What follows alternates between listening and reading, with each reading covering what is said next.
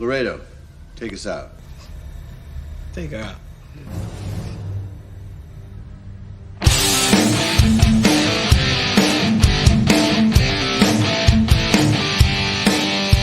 All right.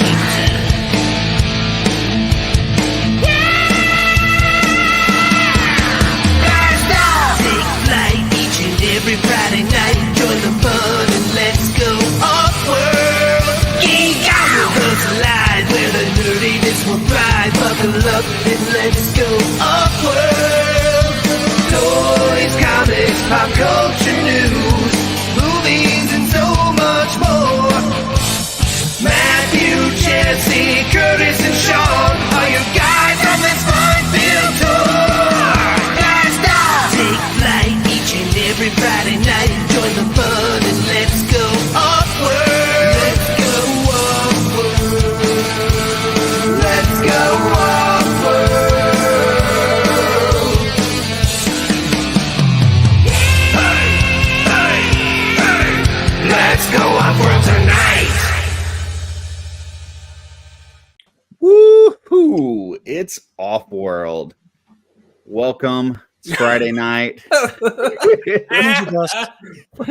Fucking Ryan's doing magic tricks down the corner. The great and powerful guns.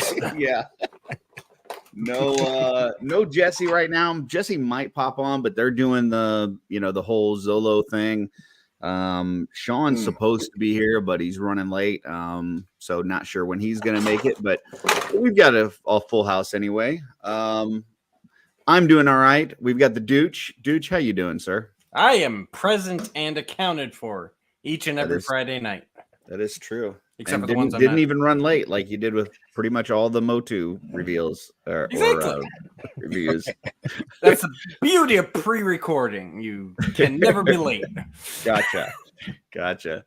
Rygon, how you doing, sir? Pretty good. Just got home from Zolo. Fun day at the preview for Zolo. Yeah, it was nice because it wasn't nuts to butts right away. It was kind of more of an intimate gathering. That's cool. Yeah, I talked to Len beforehand, and he was like all, he was doing his Len thing. Len kind of freaks out a little bit before the shows, and he doesn't want to be bothered when he's setting up. So he was like, he did not like the whole preview idea and stuff. No. So he was a little stressing, but I could see where it would be kind of fun for anybody that's definitely shopping it. So, and we got Joe Gonzalez. Joe, how you doing, sir? I'm doing good. Good. Yeah. Just happy to be here.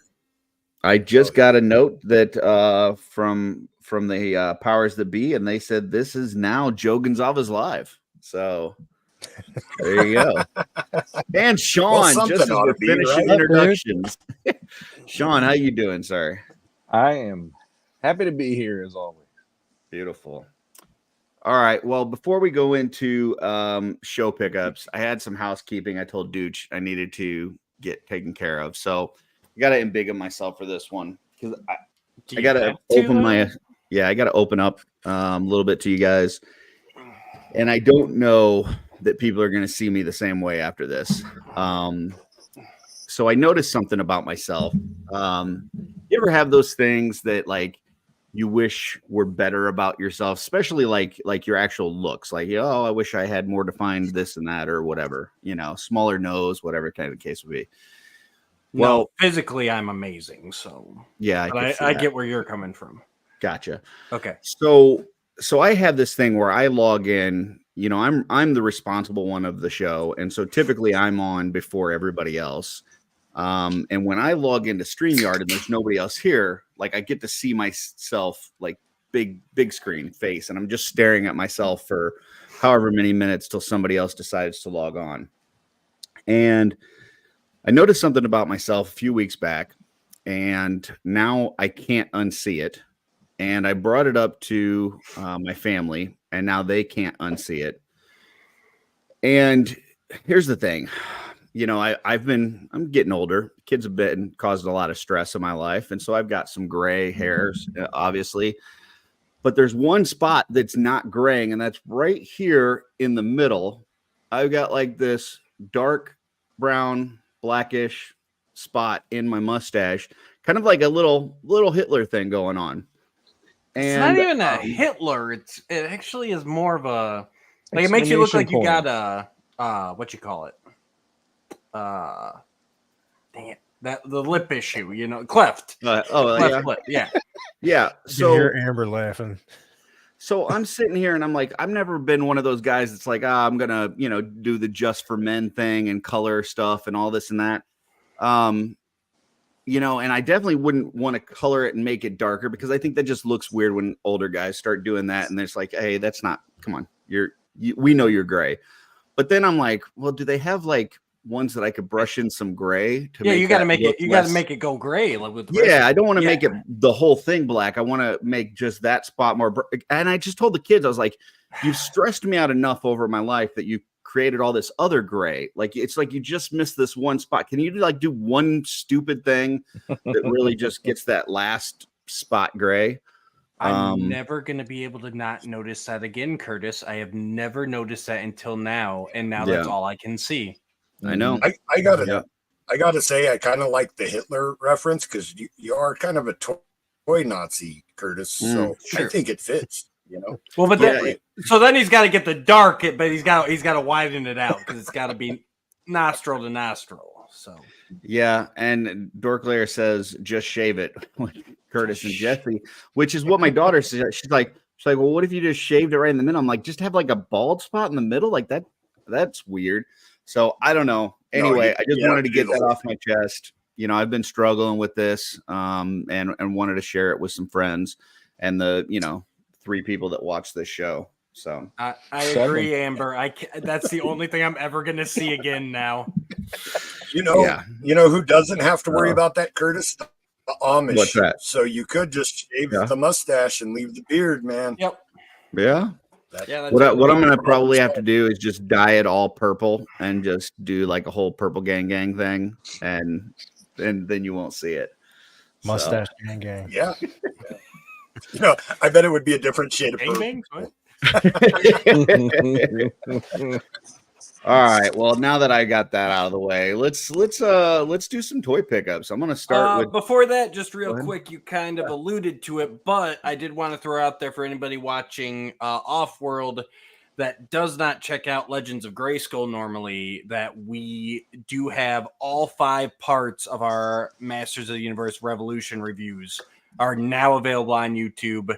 The audio listeners, I'll get to you this weekend, and I'll drop them all at once. But it is, so check out the Legends of Grayskull YouTube right now. Sean, me, Curtis, and then we had Jesse and Matt Rod for at least some of it. So it's a good time. Nice. And I just finished watching the show this week, so I can watch those now and not have it spoiled. So you can, and you can watch us spend 3 times as long more than as the actual series talking about the series. I think the last episode is like 26 minutes. And our review of the last episode was like 2.5 hours. Yeah. It's freaking crazy. Yep. We had fun. Nice. Yeah. What up? We do have some folks in the chat. We've got the collectors out there. We got Amber. We got G. Echevarria. We've got Dorklayer. And Eddie is out there. So Dorklayer says, be funny if Joe's black as night thick stash had a little silver in the middle and was the reverse of Curtis. He'd be like the anti-Eternia Curtis. I love it. Yep. I was going to go with Bizarro Curtis. That works too. Yeah. All right. Well, let's do some toy pickups. I know Dooch has been unboxing some things. Do you want us to come back to you, Dooch, since you're still kind of looking around? Oh, I'll be playing all night. That's part of the fun here. So do you want to go first, or you want us to come back to you? I can go. I haven't opened everything, but so I did get my partial Poxus wave from Horsehead Toys and Collectibles. Thank you again, David. He does an amazing job, gets them out nice and fast. So I did get a Rakagor. He's one I've really been looking forward to in this line. Get that out of the plastic prison. I'm working on it. He's gonna review it like Hedgehog. He's gonna wait just to do it in the box. Curtis started the show too soon. That's all. And then I get to get my as a har. So I don't know why people have a hard time with that. It's as a Hazar. It's. I don't have a hard time with it. I think it's funnier okay. to say it the way I say it. So okay. A little bit of damage to the box, but that's okay. I'm gonna rip it open anyways. Not in a jar. Not in a jar. Not in a jar. And then I did just open up my Flogus and my Poxus. So. Nice. No breakage? Not yet, but I also am not gonna mess with the little bits right now. And of course I'm not gonna be careful with that bow. That's the one that I've seen people snapping. And you know what? Here's the thing. Like, if you're never gonna package that thing back up, just cut the packing around it. Like, well, that's what I was looking at, because I was gonna pull out his arrows, but I'm like, I really want to just cut. Yeah, just cut around it and pull that thing out. Don't try to pop it off and snap it. So, but I didn't have any problems with them. They're pretty soft. Yeah, Dorklayer says he's got a great Arakagor swap on the Cabal right now, where he put best I've ever seen. Yeah, he put that other neck peg from what was it, Ogre, inside the Arakagor neck. Oh, I did so like that. 2 bodies, no head, kind of thing. All right. So those are my pickups for the week, and I'm gonna keep playing with stuff here. Beautiful. Sean, what do we got? My collection has slowed a little bit, but I got Rock and Roll in the other day, which is really cool. One that I never thought I'd ever pick up, same as Bazooka, but as Joe knows, I needed to have a Bazooka because I needed my Joe Gonzalez on the shelf. Yep. I got a Rock and Roll on the shelf. He does not remind me of anybody though, which is kind of sad. And then I know I'm trying to think. Did I get any other ones? If you put a little dark spot under his nose, he'll look like Curtis. So I was on the search to create my ultimate Flit, and so far this is how much I have. Very nice. The General Hawk head, the Flint upper body, and then the Hawk boots on him so far, and then I'm going to work a little bit more on him. But this I like better than what they offered us previously, and that is my happy spot for the time being. So yeah. Okay. Very nice. Next, we got Joe Gonzalez. Yes. So, as you guys know, I collect the Halo Mega Blocks line, and so I missed. They have a line called Halo Heroes. Which by the way, real quick, Joe, been watching the Halo series. I'm on the 2nd season. It is fantastic. Damn, you blew through that. The 2nd season really stepped it up, huh? Yeah. Well, I'm only one episode into the 2nd season, but that whole first season, I was just like I said, I've only played the game. Like, I've literally played one game of it my entire life. I was at visiting our kids in California, played one game of it, so I know nothing about like the lore or anything. But it's a great series. I'm really loving it. So I think people that aren't super fans of the game might actually enjoy the show more because they changed the lore for the series. So it's a little, I don't know. There's a lot of complaining online about everything I know, but a lot of people are complaining because it's just like the game. But I don't know if turning the game into a direct show would work. One's a game, and I love the world building that they're doing. So far, like through the first season, it's one where I kind of already feel like I understand, like, the different factions and what's going on, and they've done a good job of really creating these characters and stuff. So yeah, I'm really enjoying it. So I appreciate the recommendation. Right on. I'm glad. Yeah. So sorry to interrupt your toys. Go ahead. No. If you interrupt with things that I enjoy, I'm totally fine with that. But they have this line called Halo Heroes. So you buy individual mini figures. It's a set of 5, and I missed out on it when they were available, and I happened to find an eBay seller from China, and I was able to get all 5 of them. And I was really excited about that. And then I found out that I had bought 5 bootleg figures. figures. So Oh boy. I now have, yeah, and it's not super obvious, but when you're familiar with the figures and really get into it, yeah, they're not authentic. So my quest. Yeah, I to thought you would have collect noticed Series when it 17 said hello instead of Halo. Well, the packaging is the same, so Yeah. I'm not even sure exactly how it happened. I don't know if they, some workers stayed after hours and to produce like bootleg figures and official packaging or what. But yeah, it's That's funny. I bought 5 bootleg figures, so I will now be on my quest to collect individuals for that are legitimate. So I don't actually have support to look. bootleggers unless it's on accident. I'll have to look through my stuff because I know back when I was collecting the Masters Mega Blocks, I know I bought some cases that because for a while they were coming out in assortments, whereas like an X-Files figure, a couple of Masters figures, and there might have been some Halo in there. I'll have to take a look. I think I had some at one point. I don't know they if I had still like do. Star Trek. They had like a bunch of other stuff. Yeah. Yeah, it was very Yeah, random. because like it would come in and it would just be one of that one property, and then 5 from other different properties. They had quite a few different ones. So. Yeah. I mean, some of those bootlegs can be kind of cool. I know for Masters of the Universe, I really like the Fuerza T ones that they did. What is that? Were those down in like Argentina? Yeah, somewhere South America. Yeah. Where they basically took all the molds that they had from Mattel and just started like rearranging them in different, kit bashing them in different formations and calling them different characters.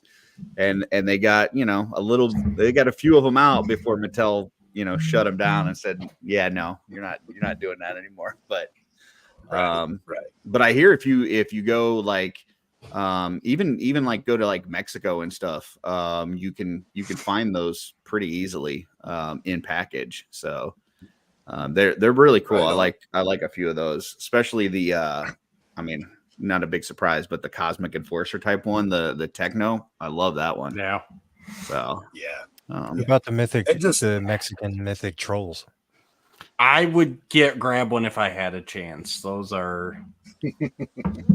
Yeah, I don't want to support something that's stealing from Mythic Legions, but one thing I will say is I have seen one of those trolls that's like it's like a dark blue, and it was pretty fantastic looking.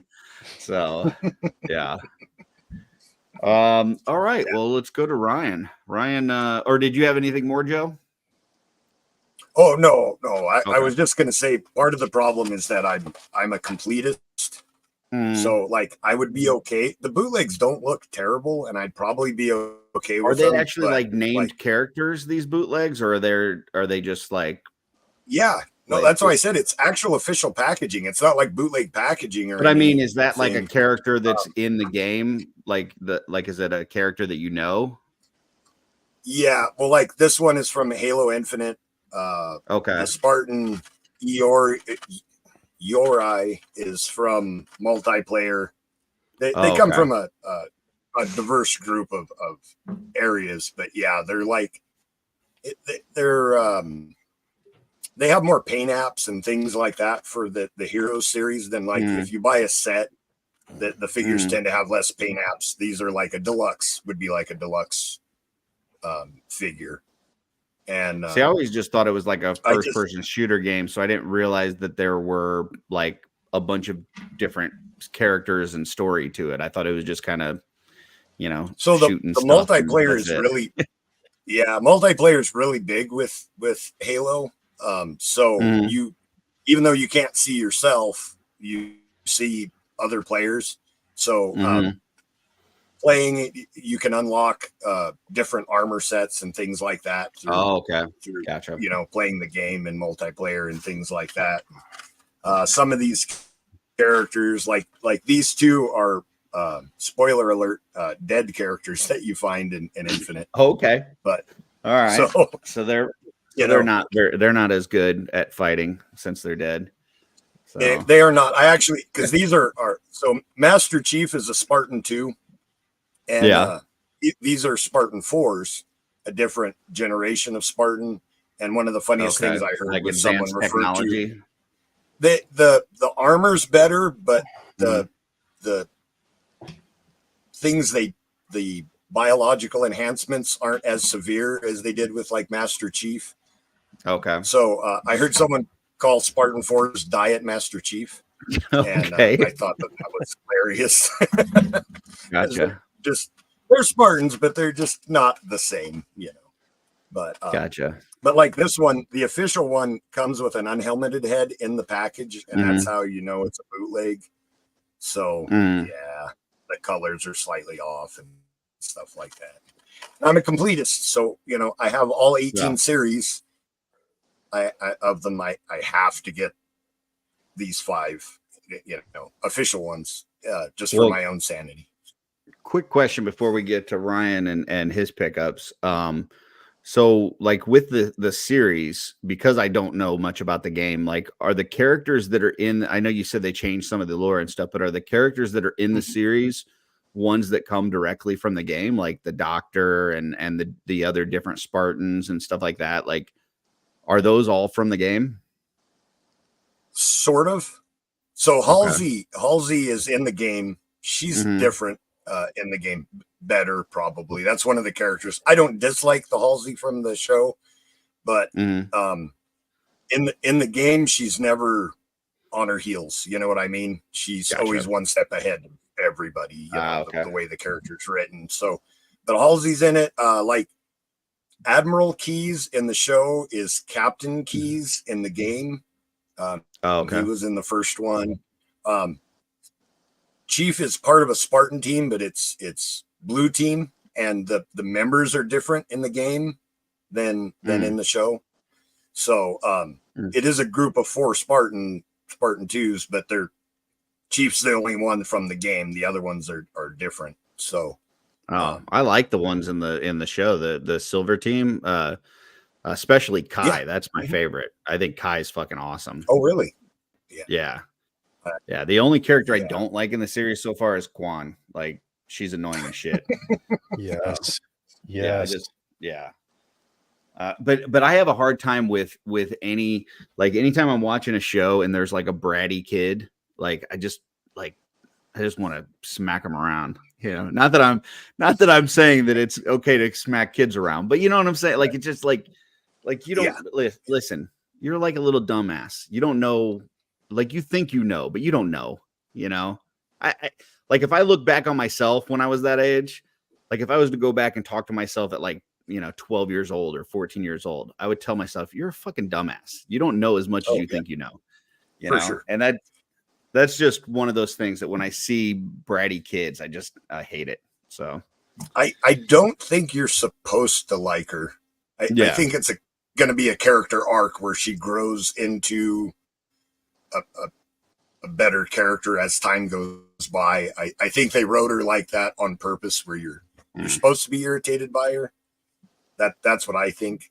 Because I was as well, but you know, that's what I think the character was there for, you know. Yeah, but she was like I said, I love Kai though. Kai's my absolute, like I like Kai better than even Master Chief. Like I'm just like, give me more Kai. She's fucking badass. Yeah. So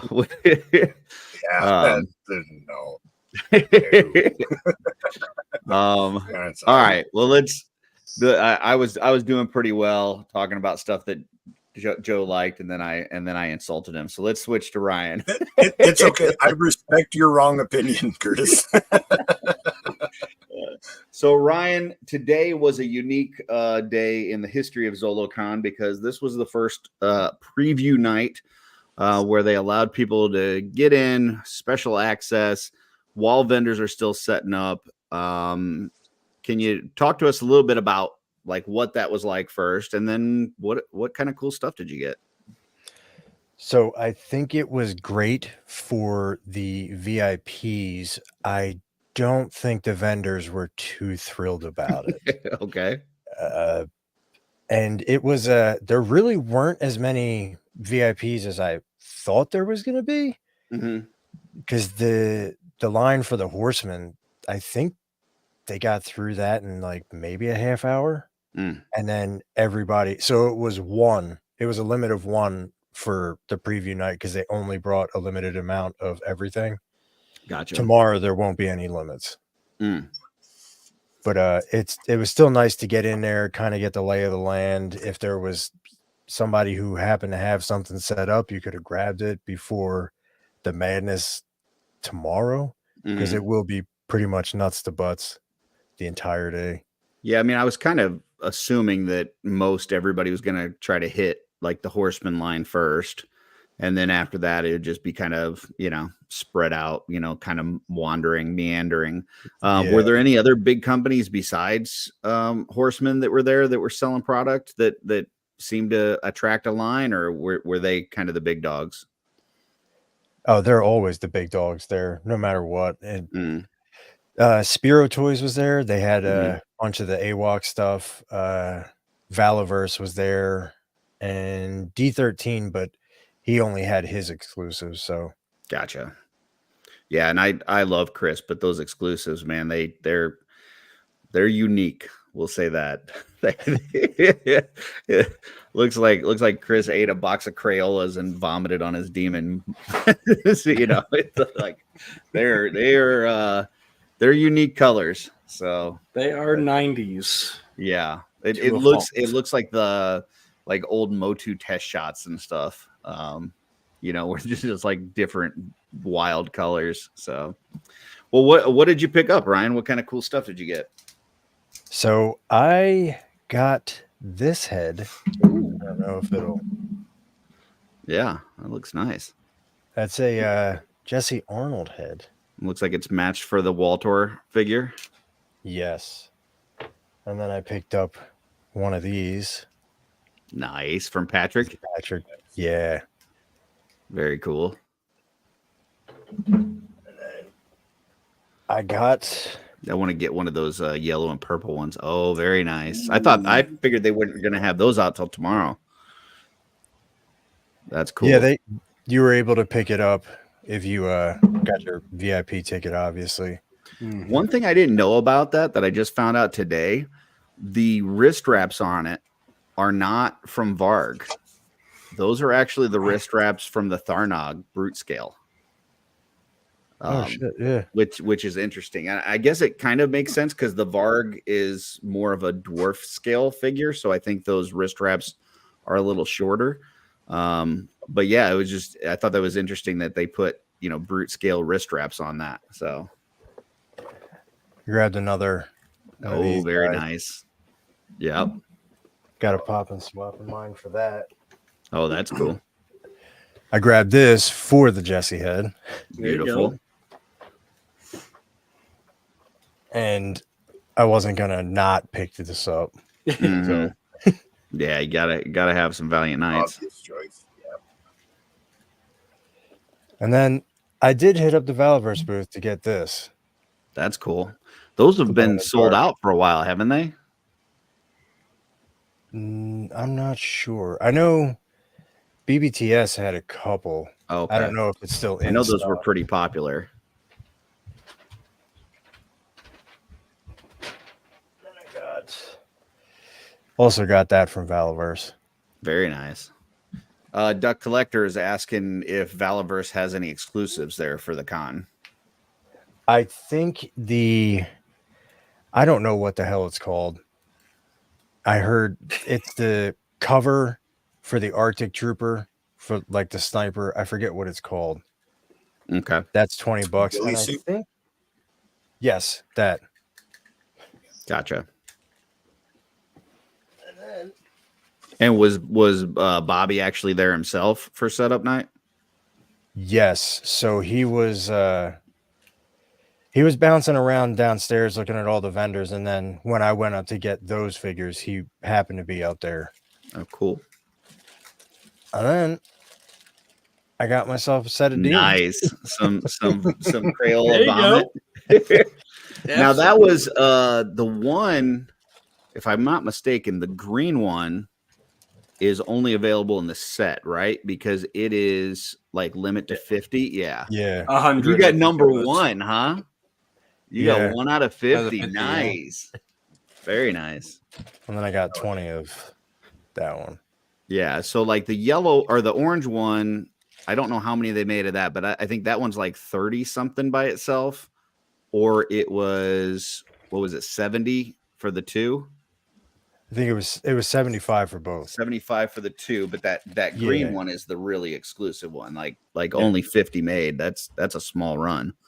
So cool. And Yeah, he is piecing them out. So there's a allotment for Friday, Saturday, and Sunday. Oh, okay. But yeah, having the number 1 one, that's pretty neat. So Well, it pays to have a wife who also is into the same shit. Divide and conquer. I went to Horseman. She went to oh, D13. look at you guys. Yeah, everybody else hitting the horseman table, and one of you guys hit the D13. Very nice. Yeah. Cool. Well, I guess it's my turn then. And I've got, my usual shit ton of stuff. So starting off, I did open another Poxus this week, which was the Arachagore, which I actually liked a lot better than I thought I would. And it's not that I didn't think that I'd like it, but I don't know, it was kind of spoiled a little bit with the Scourge figure that came out because it's, almost the exact same figure in a different color. But I don't have the Scourge yet. And the other reason why I wasn't sure about this is because I don't like the Kragnar figure. Mine falls over all the time. He's hard to pose. He's just very top heavy. But the reason I like this one a lot more is the tail actually gives him kind of a 3-point stance that allows him to balance a lot better. So you can get him in a lot cooler poses. The pauldrons make him look really huge up top. Like it really helps kind of make him look broad and imposing. And then the articulated mouth and the just the colors on him are fantastic. There's some metallics on the side and just some flaking and different things. So yeah, he's pretty spectacular. I think I would still put him behind the Jin for me as far as the ones that I've opened so far. I think that Jin is just amazing. It blew me away, but this one's a close second. It's pretty awesome. Yeah, I've always been amazed by him. I was on him from the start, but getting him in hand out of the box here and really seeing this paint job that I could not appreciate properly online definitely puts him over the top. Now, Yeah. did you pop him to put your tail on, or did you do that kind of like slide in trick? I did pop him because I did not see that until after. So yeah, there is a trick where you can kind of lift up the loin thing or the waist thing in the back and just like slide it in there, which definitely would have been a better way of doing it. Because Phrasing. what I did with mine when I first got him, I heated up the knees because they were stiff and just made sure that I could bend those. Heated up the where the thighs meet the hips and stuff, and just made sure that could move. So I made sure all the articulated parts could move, and then I went to take it apart. And some of this fur, I don't know about everybody's, but some of this fur on mine was kind of stuck up with the ball joint where the torso sticks on. So trying to pull this apart was very difficult. Like even with heat, this was very difficult to pull it apart. And I could see if somebody is like squeezing the legs and pulling on the torso and trying to pull this apart, I could see how somebody could break the legs, because that's what we've seen on a few of these, is the legs kind of broken right here at the loin part. But if you don't have to do that, if you can slide the tail in without that, that'll definitely save, from breaking the legs. So yeah, I would strongly recommend that. And then there's a gentleman out there that's doing light effects for these. Yeah. Which was, I'm trying to see his name, Charles Swearigan, which he is the Chucky's Geek Spot. You may have remember from a couple of years ago at Legion's Con, and he's doing these light effects for him in blue and purple that are fantastic. So I ordered one of those, and I'm waiting for that to come in, but that makes it kind of look like he's breathing fire, which is really cool. How much was it? The fire effect It Yeah. was 45 with shipping. So Damn. Bad. yeah, it's not bad, and I've seen a few of them. I haven't gotten mine in yet, but I'm excited to get it because it looks pretty awesome. So then the rest of my stuff is all Joe's, and first I'm going to show you something that Oh, it's Gonzalez's? You just no, stole it from him? Not but mine. I'm going to show you something that I was kind of stupid on first. So I ordered this from Big Bad Toy Store, and I ordered it because it's a cool like Cobra logo, and it is for your bookshelf. But I didn't realize it was going to be. These things are fucking huge and heavy. Like, Oh, yeah. Bookends. yeah, I didn't realize it because I'm stupid. Like, of course, they got to hold up books, like they're going to be heavy, but I kind of figured that it would be thinner and lighter, and I could just kind of put this behind my Cobra Commander. And I still probably will, but like I got the box on this and I picked up the box and I was like, holy crap. Like this thing is just like, I would say each one of these is probably at least a good 5-6 pounds each. So this is like 10 pounds together. It's pretty freaking heavy. But I do like that. I just don't know. I don't know that I would advise buying it unless you really have a lot of space. Cause even like on the side, I'll just show the side of it. I mean, it's pretty thick. So it's going to take up some room. Or, you know, if you have a bookshelf with books that you actually want to put it on. Yeah. But then it like, I don't know who would actually use it as one of those, because like, then it's going to be separated like this. Like, that doesn't look cool. That looks That's stupid. the idea of the book. Yeah, but together it looks cool. Apart it looks stupid. Spot on. You know what I'm saying? So yeah, that's true. I agree, Dorclair. I completely agree. You are 100% telling the truth. So so then all the rest of the stuff I've got is Joe's this week. First thing I opened was Dr. Mindbender, who is absolutely fantastic. If you have a Joe collection and you don't have a Mindbender, you need to get one. This thing is awesome. He comes with some extra little doodads. He's got like this severed hand that comes with this little glass thing to put over top of it. He's got a little severed brain, of course, which is going to be impossible to see here, but his little severed brain, which comes with a glass case. And then he comes with a skull that you can put the brain into. So you can pop off the top of the skull and put the brain into it if you want. But he's really cool. The only thing I don't like about him, the soft goods, the way that they're like on the top here, it's like kind of frayed on the edges. Like the way that they did it is just not sewn very well, and it looks kind of shitty. And then also I guess some of the earlier versions, there was some staining on like the shoulders from the cape, which I've got on mine. So I was looking on some forums, some G.I. Joe forums, to like how to remove the staining, and didn't find any great solutions. But one thing I did find was some people that are using a Marvel Legends Nick Fury cape for this, it's like a trench coat, but it actually has, it's like from an early one. It's like a 3-pack or something, and it looks really good on him. Because it doesn't actually look like a trench coat, like it doesn't tie, but it has a good like collar piece to it. So I ordered one of those, and I'm waiting for that to come in. But yeah, this guy is phenomenal. Pretty hefty price tag, but he's great. Then I opened the Hiss Fire Team, which is on Hasbro Pulse right now for $79. And I'm only going to show you the way that I've got these figures set up, but it comes with like all kinds of like blast effects and different things. So you got this guy here. Then you've got kind of 2 troopers. So you got this guy, and you can do different configurations. So like I switched, I think this is the different helmet than what it came with. I think I switched the helmets on these 2 guys. So there's that guy, and then this one. So they all have kind of like these black and red color schemes, which I think are really cool.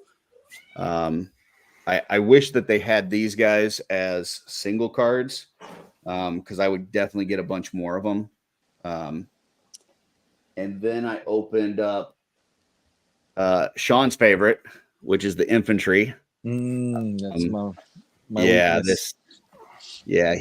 he's awesome. And if he wasn't such a hefty price tag, I'd definitely be getting a bunch more of them. So I really like him. And then I've got 3 of the officers, but I only opened up 1 for this week. So here's one of the officers. And, he's cool too. He's not as cool as the infantry. I think the red makes that infantry really pop, as well as, some of the other pieces with it. But anyway. That's what I said. Yeah. Yeah. I mean, if price wasn't a factor, yeah, definitely infantry over that. And then I opened up the Valkyries, which are like the Cobra troopers, but they're the females. So here's one. And I'm not sure about the tan accent pieces and tan like weapons and stuff on this, but it is what it is. And then the other one, there was 2 heads on this, and I really like this one because it's kind of like this gas mask like head. And I think she looks really cool. So yeah, basically just a bunch of troopers this week and Mindbender. But yeah, these things are fun, man. I just, after that episode with Chris Kelly, I don't know, man. I think GI Joes have some of the best army building stuff to them. Just as far as like the troopers, the bats, all that different stuff. So yeah, they've got a lot of army building potential. So Definitely.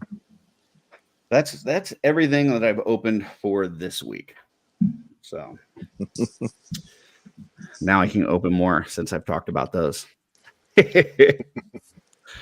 All right, what's next on the agenda? We want to talk about Poxus, or we want to talk about the sale this weekend? Where are we going? Oh, well, we already talked a little bit about Poxus. If you want to just finish that up. So, okay. So who here hasn't opened any Poxus yet? Anybody? Has everybody opened some Poxus? Okay. Yeah, I opened the whole wave. Okay.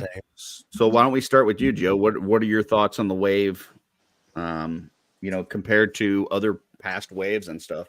And what's your standout figure? Yeah. Who's the must-have from this? That is going to be the hardest question, because I think this might be the best wave that they've done so far. Really.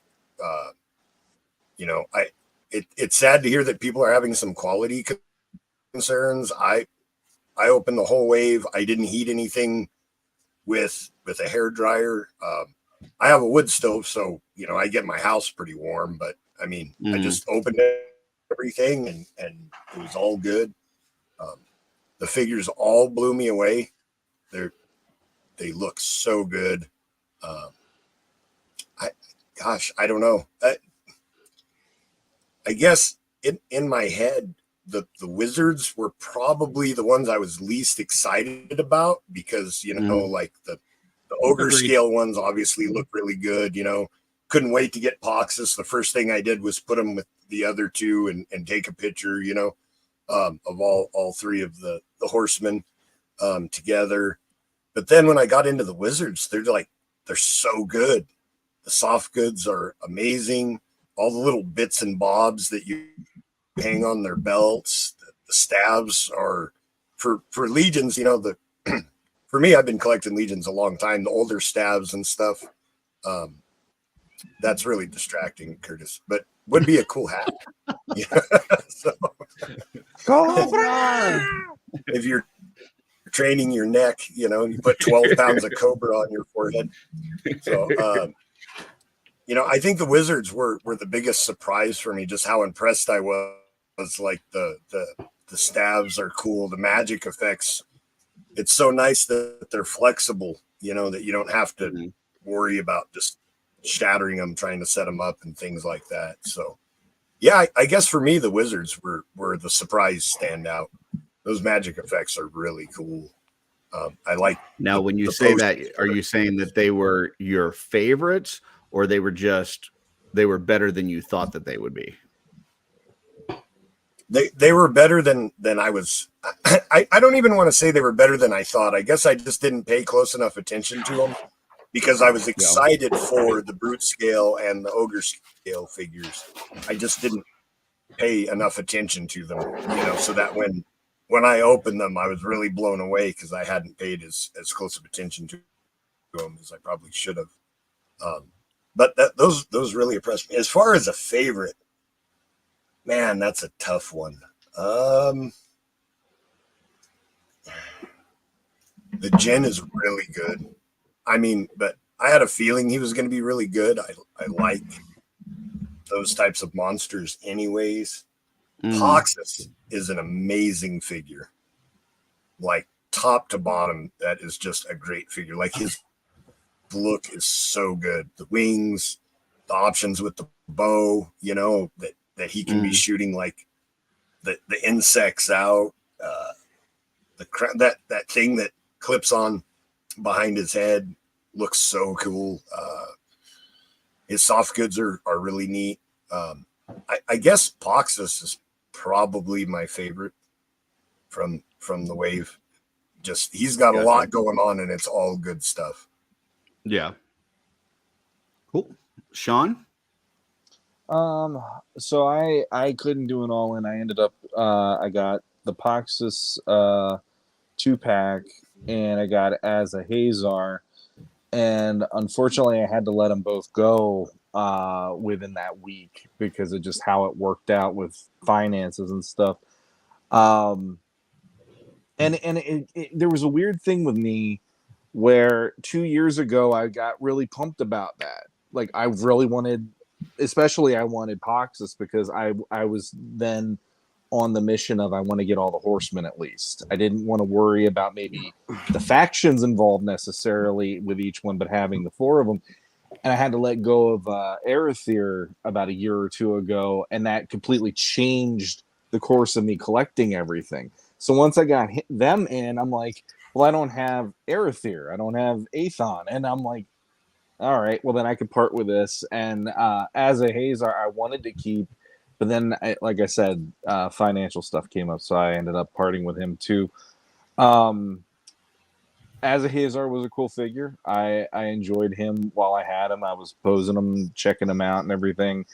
And it's ironic because I love the demons, and those were the 2 figures that when I first learned about Mythic Legions, that were really pulling me in because they stood out because they're so bright and just the look of them is so unique that when I saw him in hand for some reason, I looked at him, I'm like, that's really cool. And then I found out later about the dark light aspect, and I'm like, well, shit. Now I wish I would have had him to have the dark light effect going on for a little bit too. But ironically, the character or the figure that I think is the standout for me is Thrace, and I didn't even get her because every time I see photos of her on anything, she's gorgeous. And she's one that even when I saw the wave initially, when they did the reveals, I was like, wow. But the reason I didn't do her, the reason I didn't order her, tried the pre-order, I couldn't try. She wasn't here, and I wasn't gonna exactly like force, But no, I have this aversion to wizards and things like that in my collection for some weird reason because I never was drawn to them as a kid, and to this day they're still not like sorceress, give or take, but I want He-Man, I want Skeletor, I want the guys who will fight each other, So this whole wave for me was so alien of a concept of here's going to be all the magic people that when they introduced it initially, that's why I did those 2. And I was like, these are the ones that make the most sense to me. And everybody else seems like they want to just wave wands and have staffs. And I'm like, all right, it works for the people that really want them. But at the same time, now that I've seen so many photos of her, I think I am going to try to get one of her, and she's going to be added into the collection then at a future time because she's gorgeous. Like I can't not see how gorgeous she is. It's like crazy. When you're looking at the photos of her, do you like the white skin version that most everybody photographs, or like the blue one from Trevor's photos? Because You know, I mean the white skin version is nice looking, but I was really looking forward to that blue one. In fact, for 2.5 years now, we've been referring to her as the blue chick, and then come to find out she's not even blue. Like we had the totally wrong nickname for her.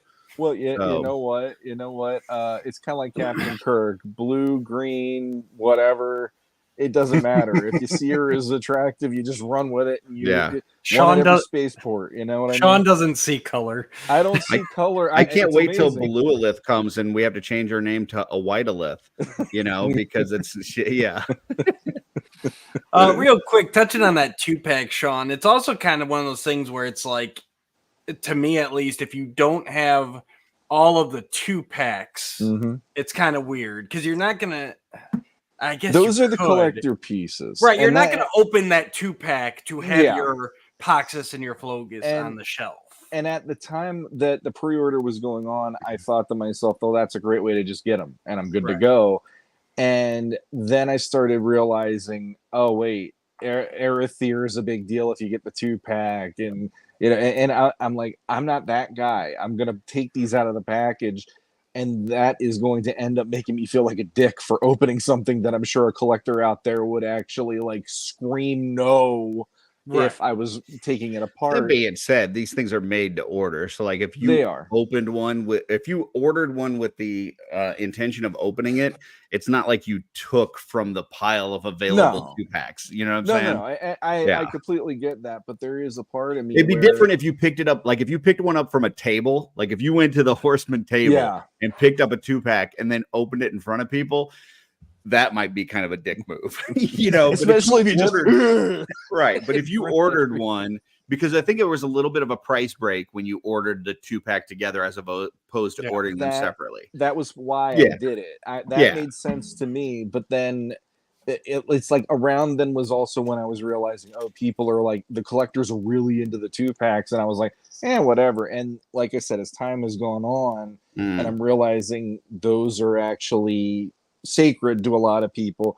When I let mine go, I was okay with that because I knew the person that was getting it wanted it because it was something as a collector's piece, and I had, I was like, that's great because I was going to rip the thing apart. One to the available. I added one to the available.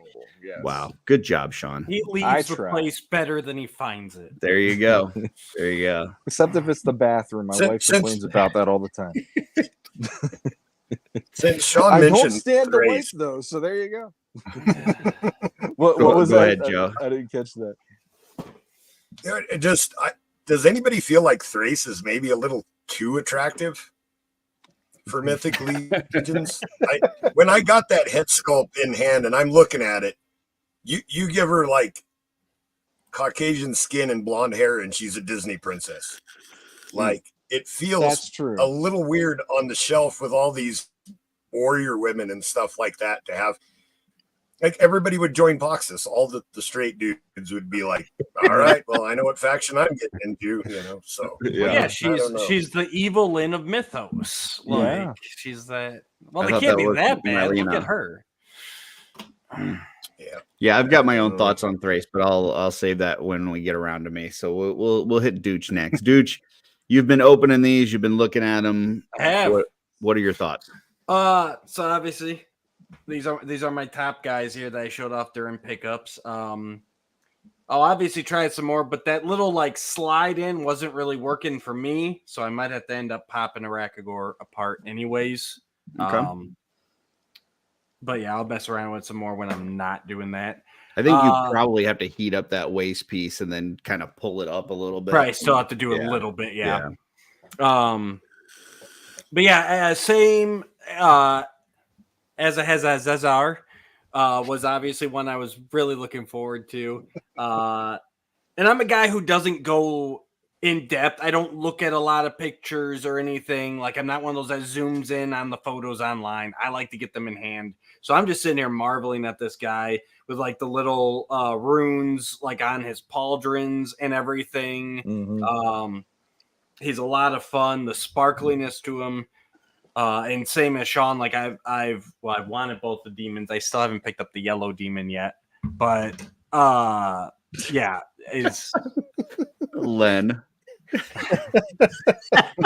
Yeah, but that's Jesse. That's Jesse in booth setup mode. So you can have that, Jesse. Yeah, you can have setup Jesse. We learned what scares Curtis the most, and That's it's right. not the dark. It is No. Jesse. It's in setup Jesse. setup mode. I really like on that as a Hazar. I like the how the lines in his head are like engraved to where Yeah, like it's like a crack, like he's bursting with Yeah. so much power. the only and listen, I understand there's got to be certain parts use and stuff like that. They're not like if they did that on the torso, you probably wouldn't get use out of that torso again. Right. So I get it, but it really would have been cool if that would have carried on throughout that torso as well, because like the torso, the lines are just painted on top, but the head looks freaking awesome where it's kind of engraved like that. So yeah, it would have been nice, but you get why they couldn't. And then that belt, Yeah. and honestly, the soft goods. I mean, I have been all my collecting life, I have always been plastic over soft goods. I've never liked the way that soft goods look on figures. It looks, because it used to just look, like literally squares of fabric just thrown on there. But I gotta say, the Horsemen and their work with Jessam is really turning me around. Mask of the Red Death was the standout figure that really made me go like, no, okay, this is legit here. And so that's why on this wave I wasn't so much into like the wizards and all that, because I'm just like, they just, they look bunch like of dolls. soft goods. Yeah. Yeah. A ton of soft goods, but they're definitely turning me around on that. Flogus is a huge standout. I know a lot of people were unhappy with how he turned out, but like I am just loving the little matted hair and everything, and the bits of bone and the decaying flesh. Like this is a killer horse. This is probably my favorite horse here. No one's gonna bring up that comment. He just looks so good. No, Len doesn't deserve our time. And I've actually got a little bit of a fan theory about Poxus and Flogus, just in my own headcanon. Like, I don't view Poxus as this guy. I view Poxus as actually like the parasite inside this guy that you see coming out of him. So he's like the bug thing inside, and it would be kind of cool. It's like Egger, but not Egger. Like he's wearing an Egger suit. Because you see the bug tendrils, they're coming out of his head, but they're also like coming out of his belt and everything. So it's like, I view Poxus as this disease that just floats from host to host, and he uses it up, and then he moves to the next one. And that could be something cool if, praise the Lord, if we ever get to like an animated series or a movie or something where he starts off all like strong and everything, and then slowly gets weaker and he's got to move to a new host. And that would give you the same thing with Flogus, and that explains what you can see. So as he chooses a mount, the mount itself, just being in such proximity to him, is slowly deteriorating as well. And he just basically he just uses up everything as he goes along. It's not canon, but I really do like that. Yeah, exactly. Yeah, it's not canon, but I do like that theory. I think it's definitely got some merit because the bio does not say anything that contradicts that. Right. So yeah, that's just kind of my personal thoughts on him. But yeah, just killer wave. Absolutely. God, I can't, and it makes me not able to wait for Necronominus, because I think that's going to be my favorite wave of all time. FYI, we just saw your cat jumping on your toys in the background. Yeah, she does that a lot. She pisses me off. Okay, she's like jumping on your master's collection. Yeah. So yeah. Okay. Yeah. That is why I will never have another cat. All right, Rygon, thoughts on Poxus? So I can only really echo what everybody said so far. I will say, when I first saw this wave, I was excited for the soft goods, because I'm a Mezco doll collector. There you go. I've always been a soft goods guy, and Mhm. I was ecstatic, especially seeing the work that C. Jessom has done. Mm-hmm. It made it that much more. I would say this was my most anticipated wave. I mean, it sucked having to wait a little bit, but I'd rather wait for good figures than. Mm-hmm. And I haven't had any breakages at all. So I will say I have said it since the pre-order went up. Calazier was my standout figure, and I had a feeling he was going to be the sleeper of the wave. Mm.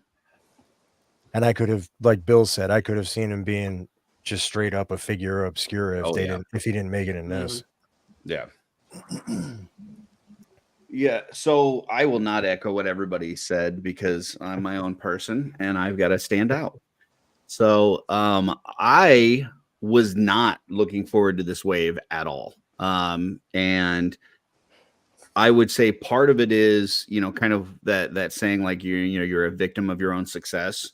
I think that is the Horseman. Like we paid for Poxus, you know, those that have us that pre-ordered directly from them 2.5 years ago, whatever it is. Since then, like the Necronominus wave, the Sons of the Rising Sons of the Stars of whatever, the All Stars wave that we got, like there's been so much new tooling in the past 2.5 years that I look at this wave before it was coming in. I looked at this wave and I'm like, there's not a lot of new tooling that I could see using for customs. There's stuff that's very like, for instance, there's the Rakagor character. New tooling on that, not really, because they used most of that in Kragnar. Let's say the brute scales. That's all new, right? Because those are new bodies and stuff. But I'm like, the genie, like, first of all, I didn't think I was going to need a genie at all, or Jin, whatever. I'm like, I don't think I need that character. It's just not one that I feel like I need to add to my collection. And on top of that, his paint scheme is so unique that I'm not going to do a full body repaint. So like it takes it out from customizing standpoint. The Wizards is all soft goods. So it really doesn't matter what the hell's underneath that body. And you know, to Dooch's point, I wasn't like, you know, you completely cover a figure with soft goods. And at some point it's just soft goods. It's not even a figure. So I looked at this wave, and as it was like getting closer to shipping, I was like, I don't really even care. Like I'm getting into Joe's and all this kind of stuff. And I didn't care about this wave because there was nothing in that I was like, not into that Joe, into GI Joes. But yeah, so like as this was getting closer, I'm like, I don't really even care about this wave. Like it was just a lackluster wave for me. And then I got it and I started opening them and I realized that I'm fucking stupid. Agreed. And it's not about, this wave was not about new tooling. This wave was about amazing paint jobs. This wave was about amazing soft goods that just absolutely blow you away when you see them in person. The Calazier is unbelievably awesome. The fact that they used like actual like metal for the earrings, all the little, you know, his necklace and trinkets and everything, the soft goods, the paint scheme on it, so freaking good. Absolutely could be a figure obscura. As a Hazar, I knew I was going to like that. Well, he was one that I was really looking forward to. He was awesome. Rakagor was better than I thought he would be. The Wizards were better than I thought they'd be. So it was one of those where I wasn't really anticipating it. I would say if you looked at like, you know, the horse, the big waves, the G-Con waves. Yeah. I would have, before I got this in hand, I would have put this as last behind Arethyr wave, behind Alithia wave, behind Necronominus wave, and behind the Rising Suns wave that we just got. After getting it, I think it might be the best wave that we've had. And it just shows that A, I'm stupid, and Yes. B, that you can only know so much from the pictures and from what you read and everything. This line and this company is really about getting these things in your hand. And when you get them in your hand, you don't want to put them down. And that's it. So if you ever want to get anybody hooked on Mythic Legions, Cosmic Legions, whatever, put it in their hand. And that's it. It's game over because these things are just phenomenal. That's what happened to me. Yeah, as far as the Thrace goes, so a little bit of a unique situation there. So I had placed an all-in order, and then I placed a separate order with some extra figures, including a lot of brute scale, because I wanted to make some orcs out of it.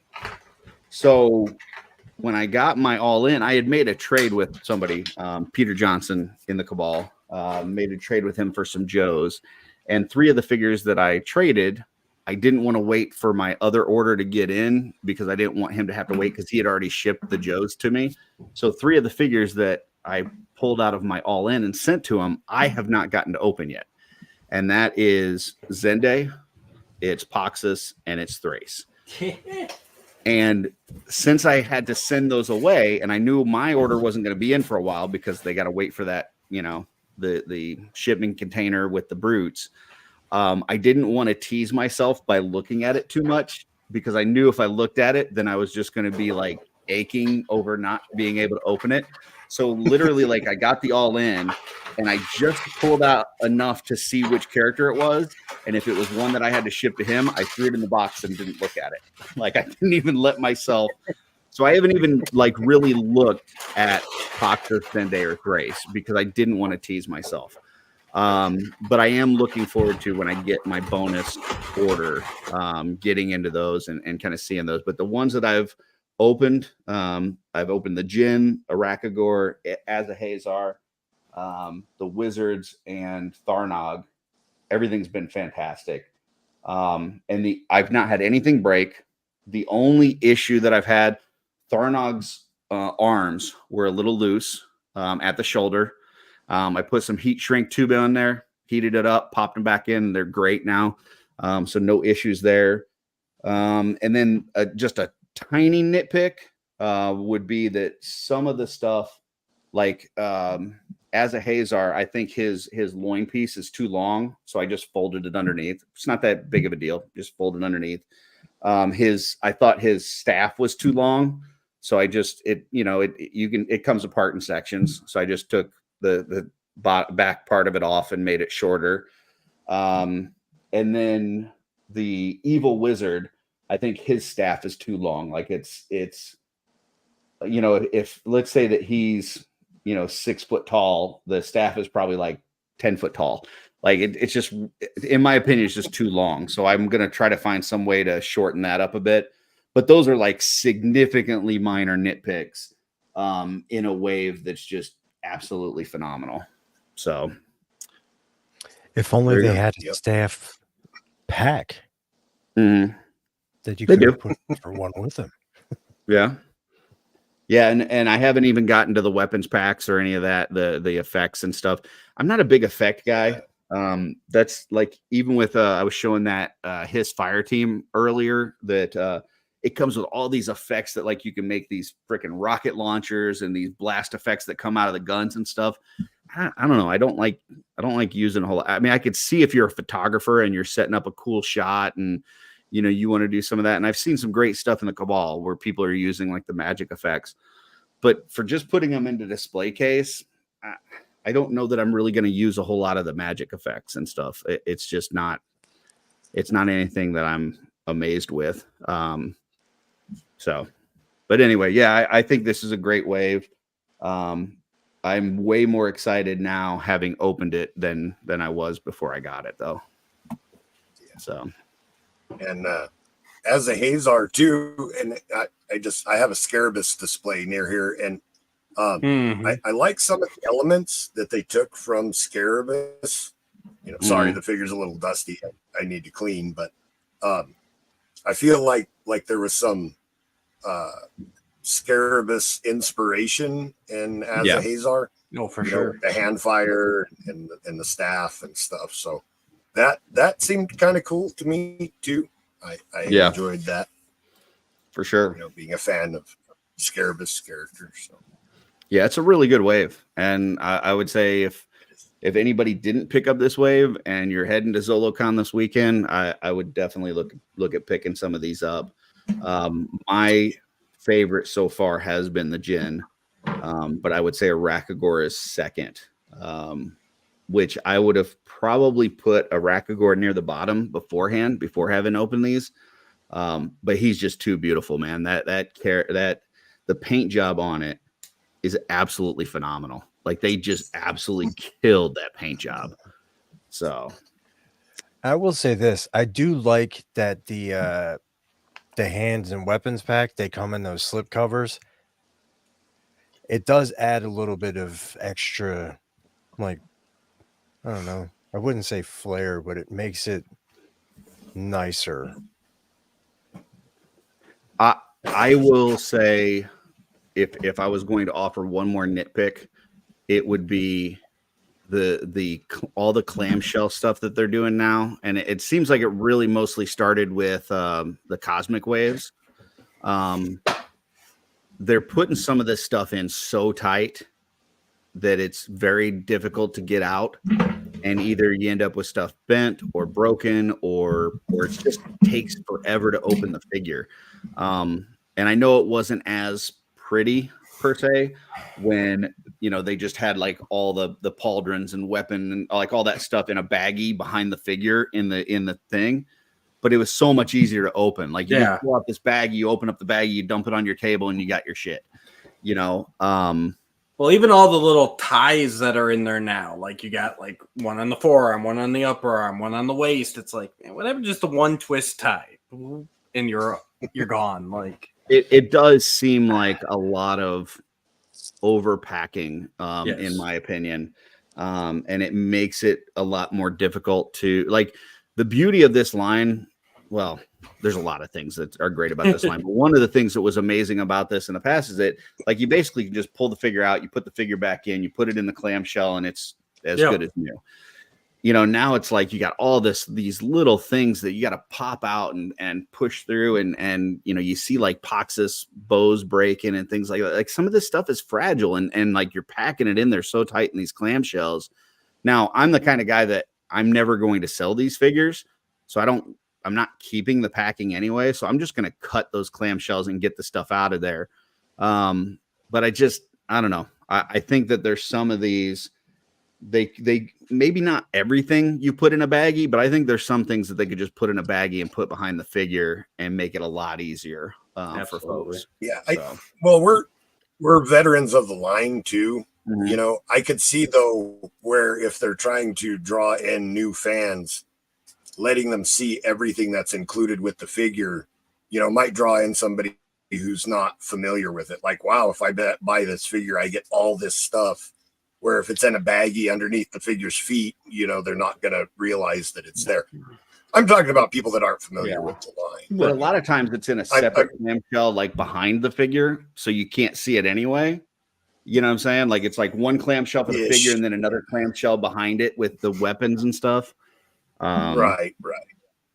Like they did with some of the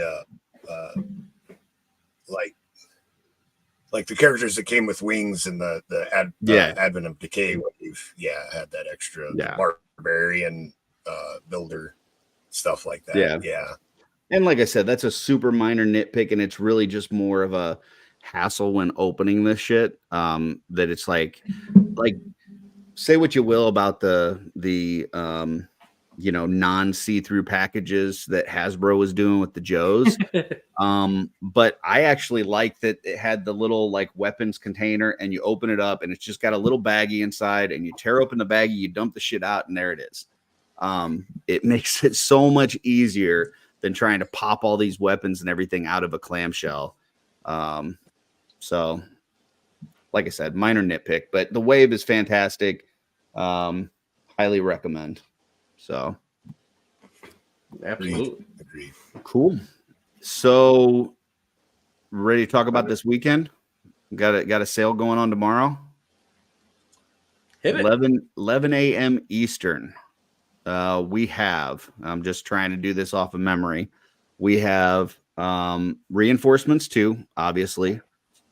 We've got the deluxe builders are going to be in there. You've got the Legion's Con exclusives. So you got the Wall Tour, you got the Vorgus Vermilius, both Wall Tours. You've got Demistros. You've got Gotta grab that. the Valiant Knight. Oh, nice. That's cool. I haven't seen that packaging before. That's cool. The Valiant Knight. And then there's going to be some the trolls, the Troll 2s, so the Brontus and the Ice Troll 2.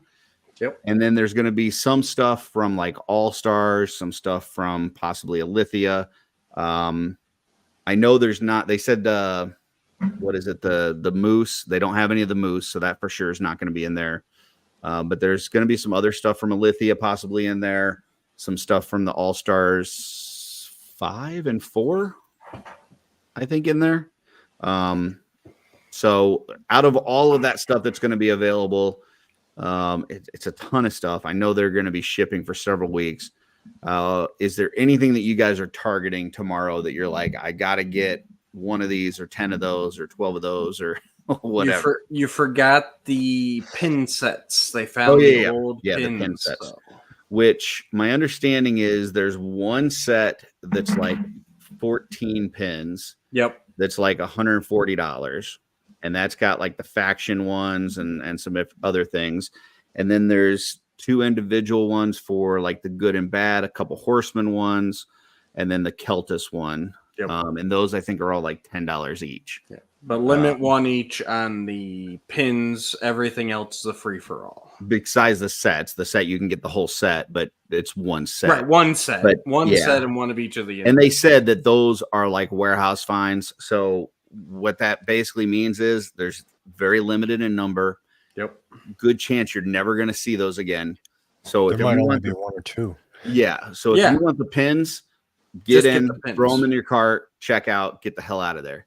And then come back if you want figures, because my guess is that on these figures, there's probably not, I mean, from what they threw up there, there's nothing that I could see other than maybe some Alithia stuff that would be super limited in number. But even the Alithia stuff, it's not like, it's super expensive aftermarket now. So, as far as like the opportunity cost of anything else in there, the pins are definitely the one that I would say are the biggest opportunity costs, and you wouldn't want to miss out on if that's something that you're interested in. So get out and go from there.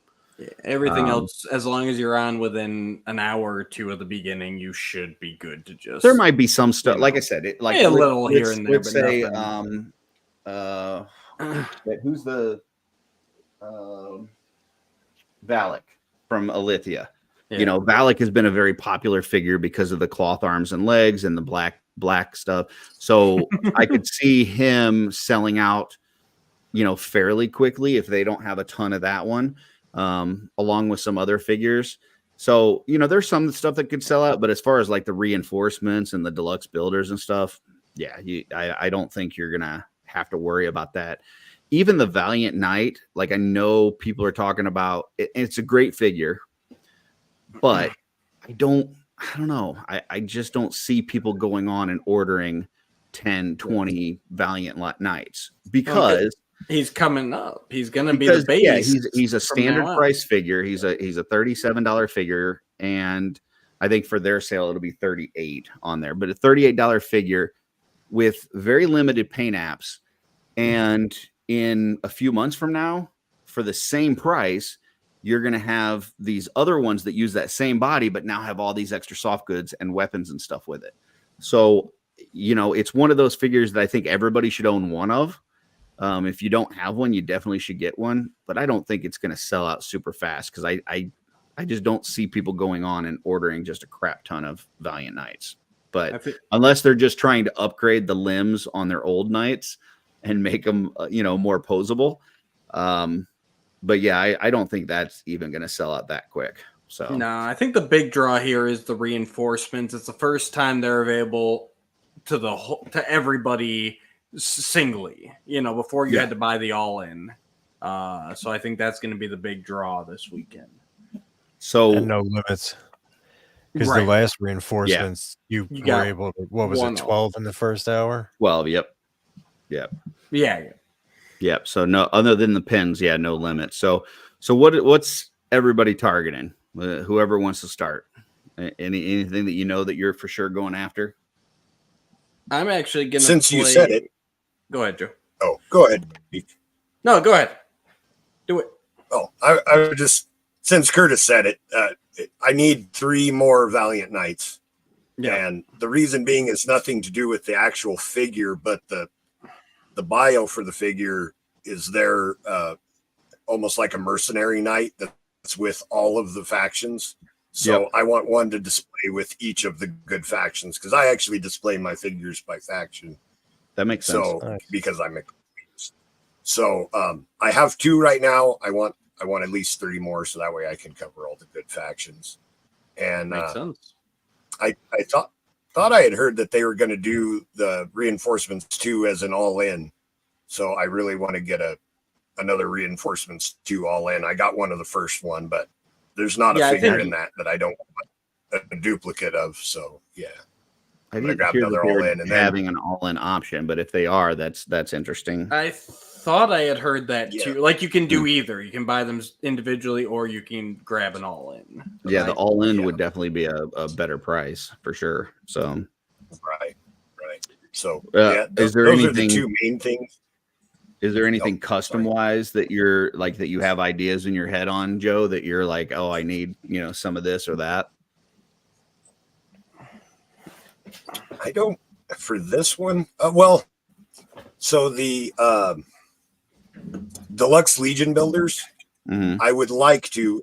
This is going to come down to where I'm at on finances as I dig into this and how fast things sell out. But I have an idea for a custom that is mostly an unarmored body. So I'd like to get another Gladiator and Barbarian from the Deluxe Legion builders to put those 2 together to get a mostly unarmored body for a custom.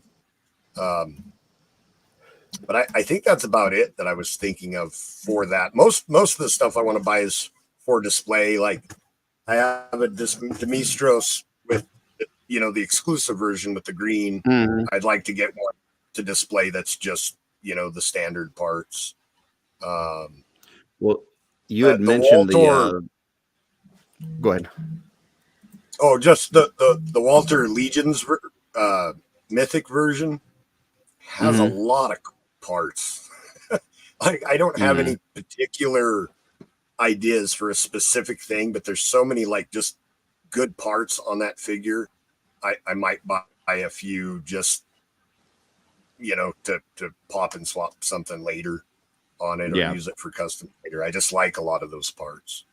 So sorry, what were you gonna say? Well, I was just gonna say I know you had mentioned the bio on the Valiant Knight, saying that they're kind of in the different factions. Well, one of the other bios is for the Relic Templar that says that there's 12 of them.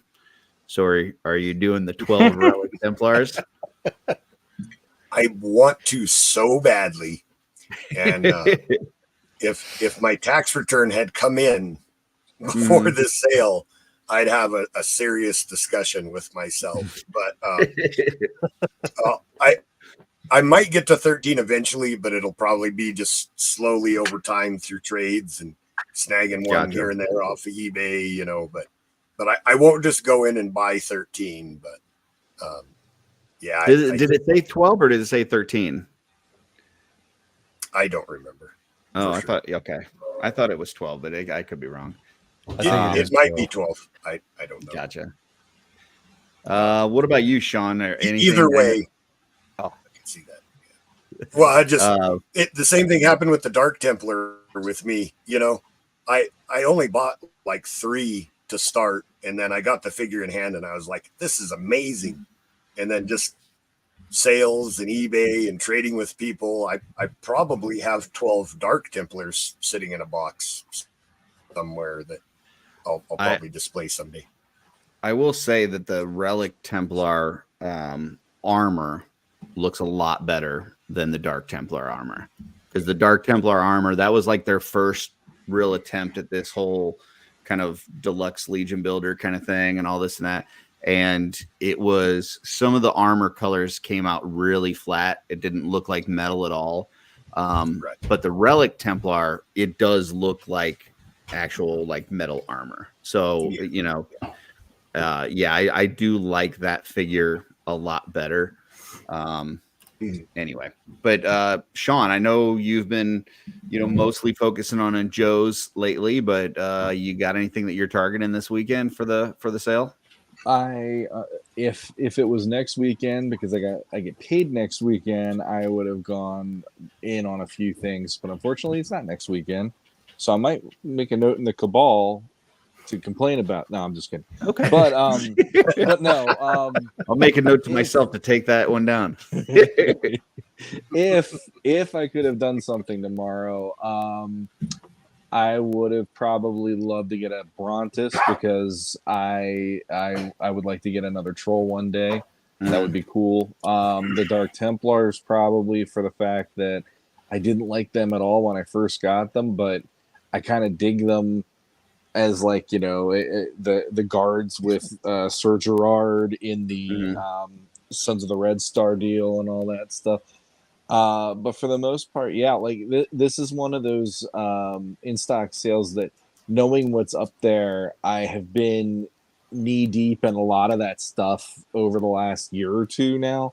So I'm not feeling like, because I'm not able to do anything, I don't feel like I'm missing out, because I definitely have had a taste of a lot of that stuff in there. But yeah, like 2 Dark Templars, a Brontis, this would have been pretty cool if I could have pulled it off. But yeah, I mean, one thing to keep in mind is that they said they've got some of the stuff. There's some good quantities, some real good quantities, which means I've heard them say, like, this sale may last for a week or two. Yeah, you might be good. You might be able to get something next week. You may be able to pop on next weekend and go, oh shit, this or that is still available, and still pull the trigger. So just something to keep in mind. Like, even though this does kick off tomorrow at 11, it doesn't.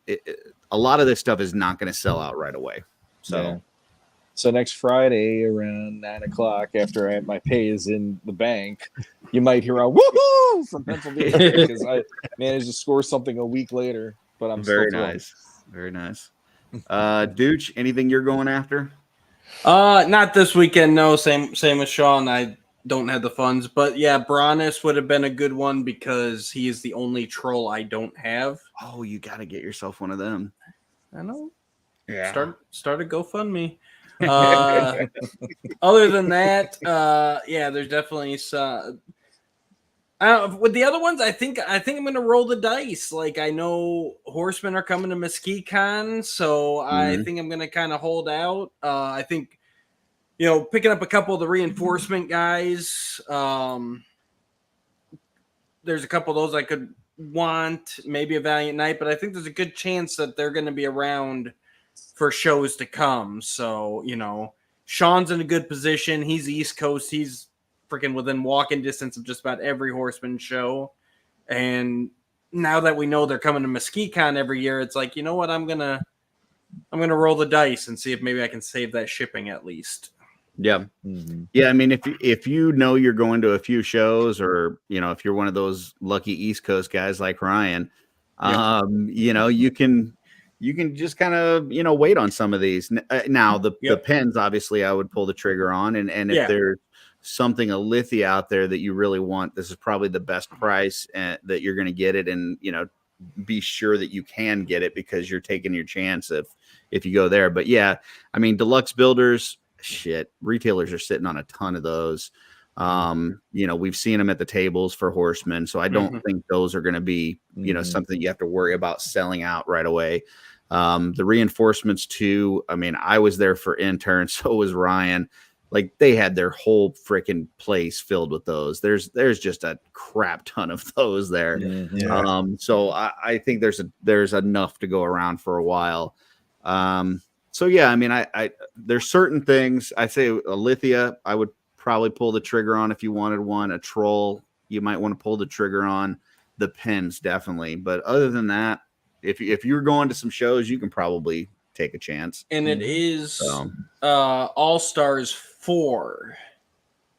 Okay, that will be there, not 5. So that's Bryophytus, Forest Troll 2, Mephitor, Scaphoid, Surawane, Tibius, and Vitus. So Gotcha. and it does not say all of those. That's just what was part of the wave. It just same as Alithia, it says select. So Yeah, I can tell you two that are definitely going to be there is Bryophytus and Mephitor because those two figures suck ass and God, people I don't want wish them. I'd worn my fuzzy Bryophytus shirt tonight. Okay, Ryan, you're going to be at Zolo, so I'm guessing you're probably not double dipping and going to the sale as well because most of the stuff Yeah, you that's can going to be during the grab all sale that. you're also seeing at the table. But is there anything specifically that you know that's in the sale that you might not get at the table that you're trying to go after? Well, I want to touch on the GoFundMe thing. You don't Yeah, go have ahead. to rely on that. That's what feet pics are for. Oh, I Makes think it the things that aren't going to be at Zolo are, I believe, the deluxe builders aren't they weren't there today Right. at Okay. least. And But, the pins, well, maybe the pins would be there. Probably I not. didn't no. I didn't see Those- him tonight, so I don't know if I they did just are. see somebody's haul where they had a Aether Aethon 2-pack that they picked up from the table today. So, Oh, there's some man, they were stuff like gone. that, yeah. They went From the fast. They were the table first or thing to from? go. Oh yeah. No, from the table. From the They had table it at at the ZoloCon table. because they did the preview night tonight. Yeah. So, yeah, I mean, so nothing in the wave that you're thinking that you're going to need to pull the trigger on? Nah, not really. I mean, I'm definitely picking up another Cosmic Wall Tour. Yeah. I love that color scheme. Oh, so do I. You don't know how many of those crappy skeletons I traded away to get more the cosmic one. So people were like, "You're looking to trade the skeleton? What about the t-shirt? I don't need the t-shirt either. Take both of them. Just give me that cosmic goodness. I don't need no t-shirt. I don't need no skeleton. You can keep all that bullshit." Yeah. So, Plus, they got I'm that. gonna put a t-shirt on him. What am I, a soft good guy? I'm a Mezco guy now. Right. Come on. Yeah. know? They got that Wolf King Kitsune helmeted head. Yeah. Oh yeah. They had at the Wolf King booth. They had a couple of them painted up. Man, they look really good. It was so damn. I will say one thing that I don't know if he's gonna have them this weekend, but that if you're on this sale, there's a couple trolls, obviously. Wolf King's got that elephant troll head, and I saw an amazing custom on Instagram. It's going to be on Shooting the Shelf this weekend. But this guy basically did a troll version of the elephant from Battle Beast, and like the purple elephant. It is phenomenal. But yeah, that's one that if it's one of those head sculpts that if you're a customizer, I think at some point you got to do like that huge elephant troll head. Like, come on, man, that thing's just awesome.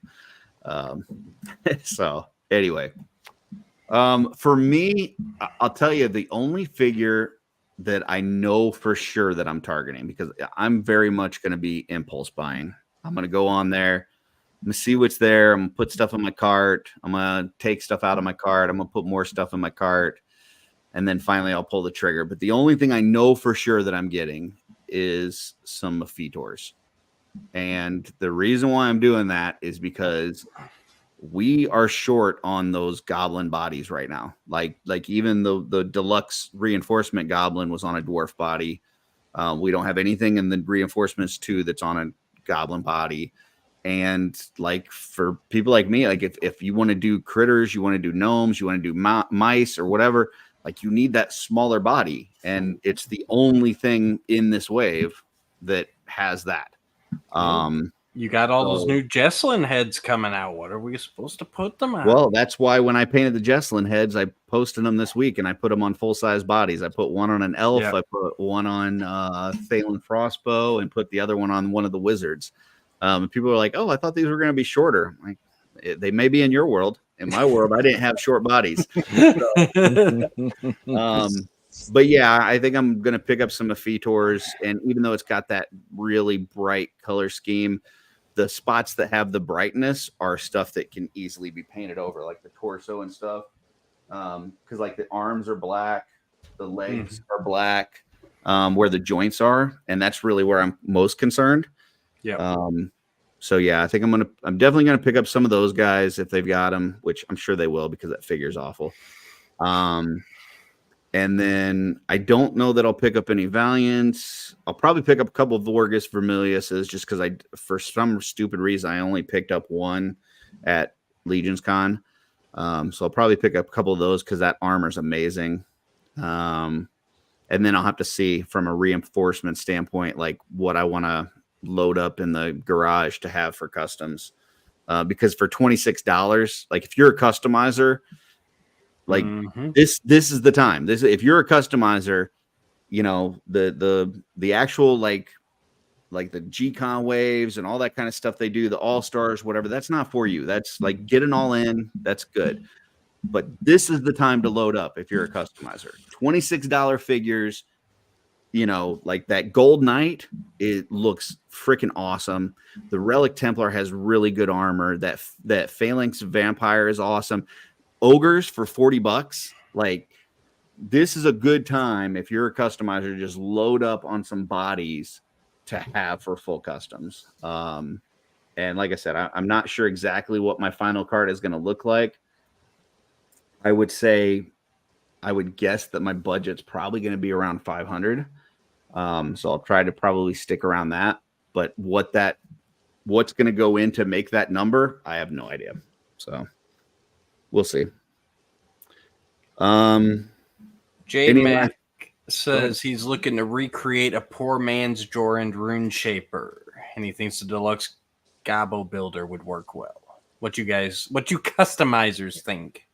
Yeah, I mean it's got the head from the heads pack, so you just have to do a repaint on there. And then yeah, that Gabo builder would be a good one for it. There you go.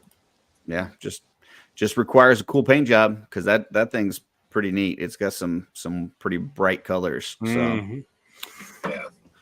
yeah. Any other thoughts on the sale this weekend? Is there any chance you guys think that they throw some surprise in there? No, they already said. Jeremy said the other night. He said there's absolutely no surprises. He said that sounds like somebody who's got a surprise would say. He says they love doing surprises, but they also know that people like have the need to, plan for, especially a sale is this size, and they don't want to throw something in there that's going to throw somebody off. So, and then I'm looking for. Yeah. Go ahead. I might surprise myself with, it's like when you're waiting in line to check out at Walmart and you look over at that shelf and you're like, I don't need that, but I'd really like to have another car charger or something like that. I might do that with Crunch Bar. And here's my thing, Joe, with that is that I give away a lot of figures, right? Whether it's on shooting the shelf or just, seeing somebody at the Cabal that needs something, I send it off. So like $26 figures are like, that's dirt fucking cheap, man. Like I can't order a G.I. Joe from Big Bad Toy Store and get it shipped to me for $26. So like $26 figures is like dirt cheap. If I'm already placing an order and I'm already paying for shipping, throwing an extra 1, 2, 10, 20 of those is very enticing, I'm trying to for sure. I mean, just the horseman pricing on stuff is so good. There's times I'm tempted to wait for, to get something from the retailers, and it's like, but that markup, I always try to squeeze as much out of the horseman prices as I can, for sure. Also, there is a trick to it that Bill shared on a live of SDL, the way he adds multiple using different windows. You might want to go check that out. And I'm really bad at knowing the numbers, so just watch all of them and you'll be good. Yeah, I mean, I've seen some of those, and like it's like, and it's really helpful for like when they had like the test shot sales. Like you would see the test shot sales, and there would be people that say that they completely got shut down, didn't get anything, and then there was other people that got like 2 or 3. Yeah. And it's that method that you're talking about where you have multiple tabs open, you're logged in, basically. You're logged into one, which is like your check-in account or like your checkout account. And then the other tabs are really to add stuff to the cart. So like the tab 1 will be the one that I'm going to check out in. Tab 2 is what I'm adding this particular figure. Tab 3, I'm going to add this particular figure. Tab 4, I'm adding that particular figure. So you basically go add. You go to the first window, you update the cart, refresh or whatever, check out, and then you've got them all. It's a really good technique for if stuff is going to sell out super fast. Mm-hmm. So if you're trying to get the pin set, that might be a good thing to try to do. The rest of this shit on this particular wave or this sale, I don't think you're going to need to do that shit. But it is a good call out. I'm trying to find the retailer wave in stuff here. You didn't know what it was, and it just like the quick scroll and add and hope shit didn't sell out. They need to bring those back. Those were fun. Yeah. I'm trying to find pictures of the retailer wave, but I can't. Try it on the Horseman's Instagram. Yeah, I hate pulling stuff up on Instagram because it looks like shit. I'm not actually on Source Horseman right now. Because they don't have like a separate tab for it because it's not really a mythic wave. It's not a cosmic wave. And maybe it's under special releases.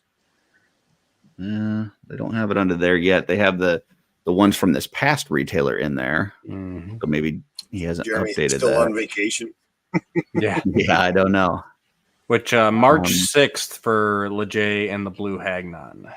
Yeah, they're in now. It's just that's the street date. So well, we've all seen the pictures on the retailer stuff. What are you guys' thoughts on the retailer wave? We'll start with Sean and wrap around.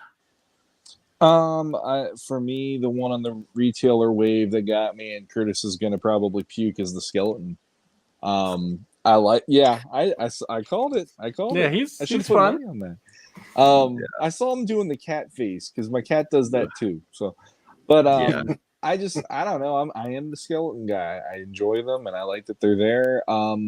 The rest, I remember the originals, and I'm gonna be honest. For the life of me, they aren't as different looking as I was thinking they were going to be compared to how the initial retailer wave was, where all of a sudden Father Christmas is in a green cloak and all that versus the other way around.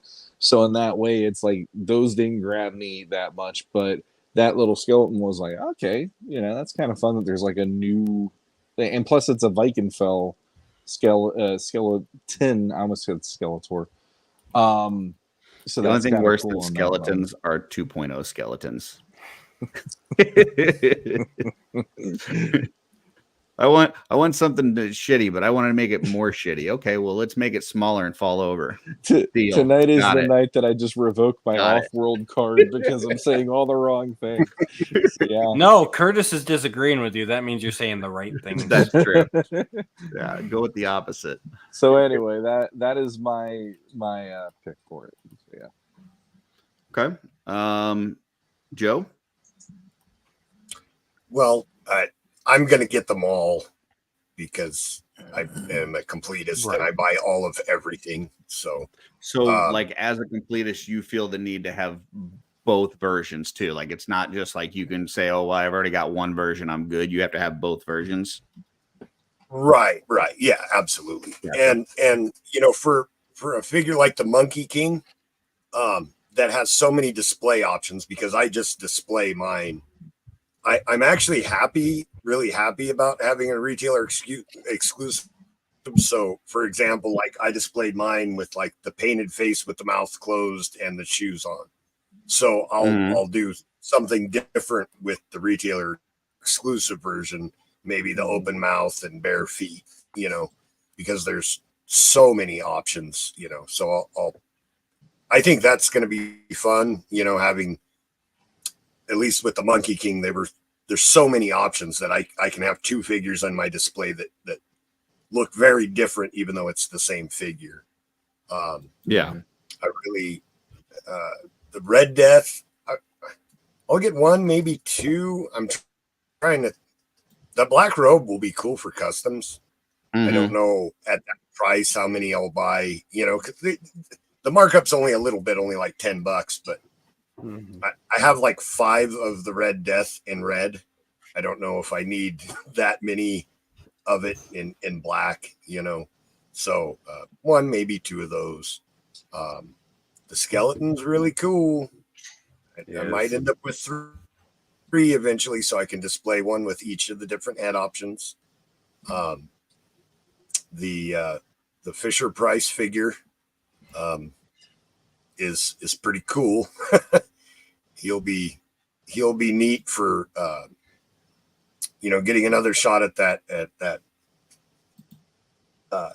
sculpt, the Attila head sculpt, and it's like the Gravekeeper 2, basically. Got so many options. Yeah, I mean, that you could buy like those and all the, you know, end up front looks for that figure. Cool. So, which one am I missing? You're the cutting out a little Jacob. bit for me, Joe. I don't know if is that for everybody else or is that just me? Yeah, he's cutting out. Yeah. Yeah, it's probably my internet. Sorry about that. No problem. Yeah, I mean, and go ahead, Joe. The Jacob Marley is the only one. I'll probably only get one of that, you know, just to have them all. Yeah. I forgot about that figure. This guy. Dooch. Yeah, for me the standout is Fisher Price, even though I didn't understand the reference and I actually messaged the guys. I'm like, did they but yeah, he's a cool looking figure. I love that body, just looks so amazing in any color they put it in. Yeah. So eventually I could easily get 2 or 3 of him eventually. So he's a standout for me.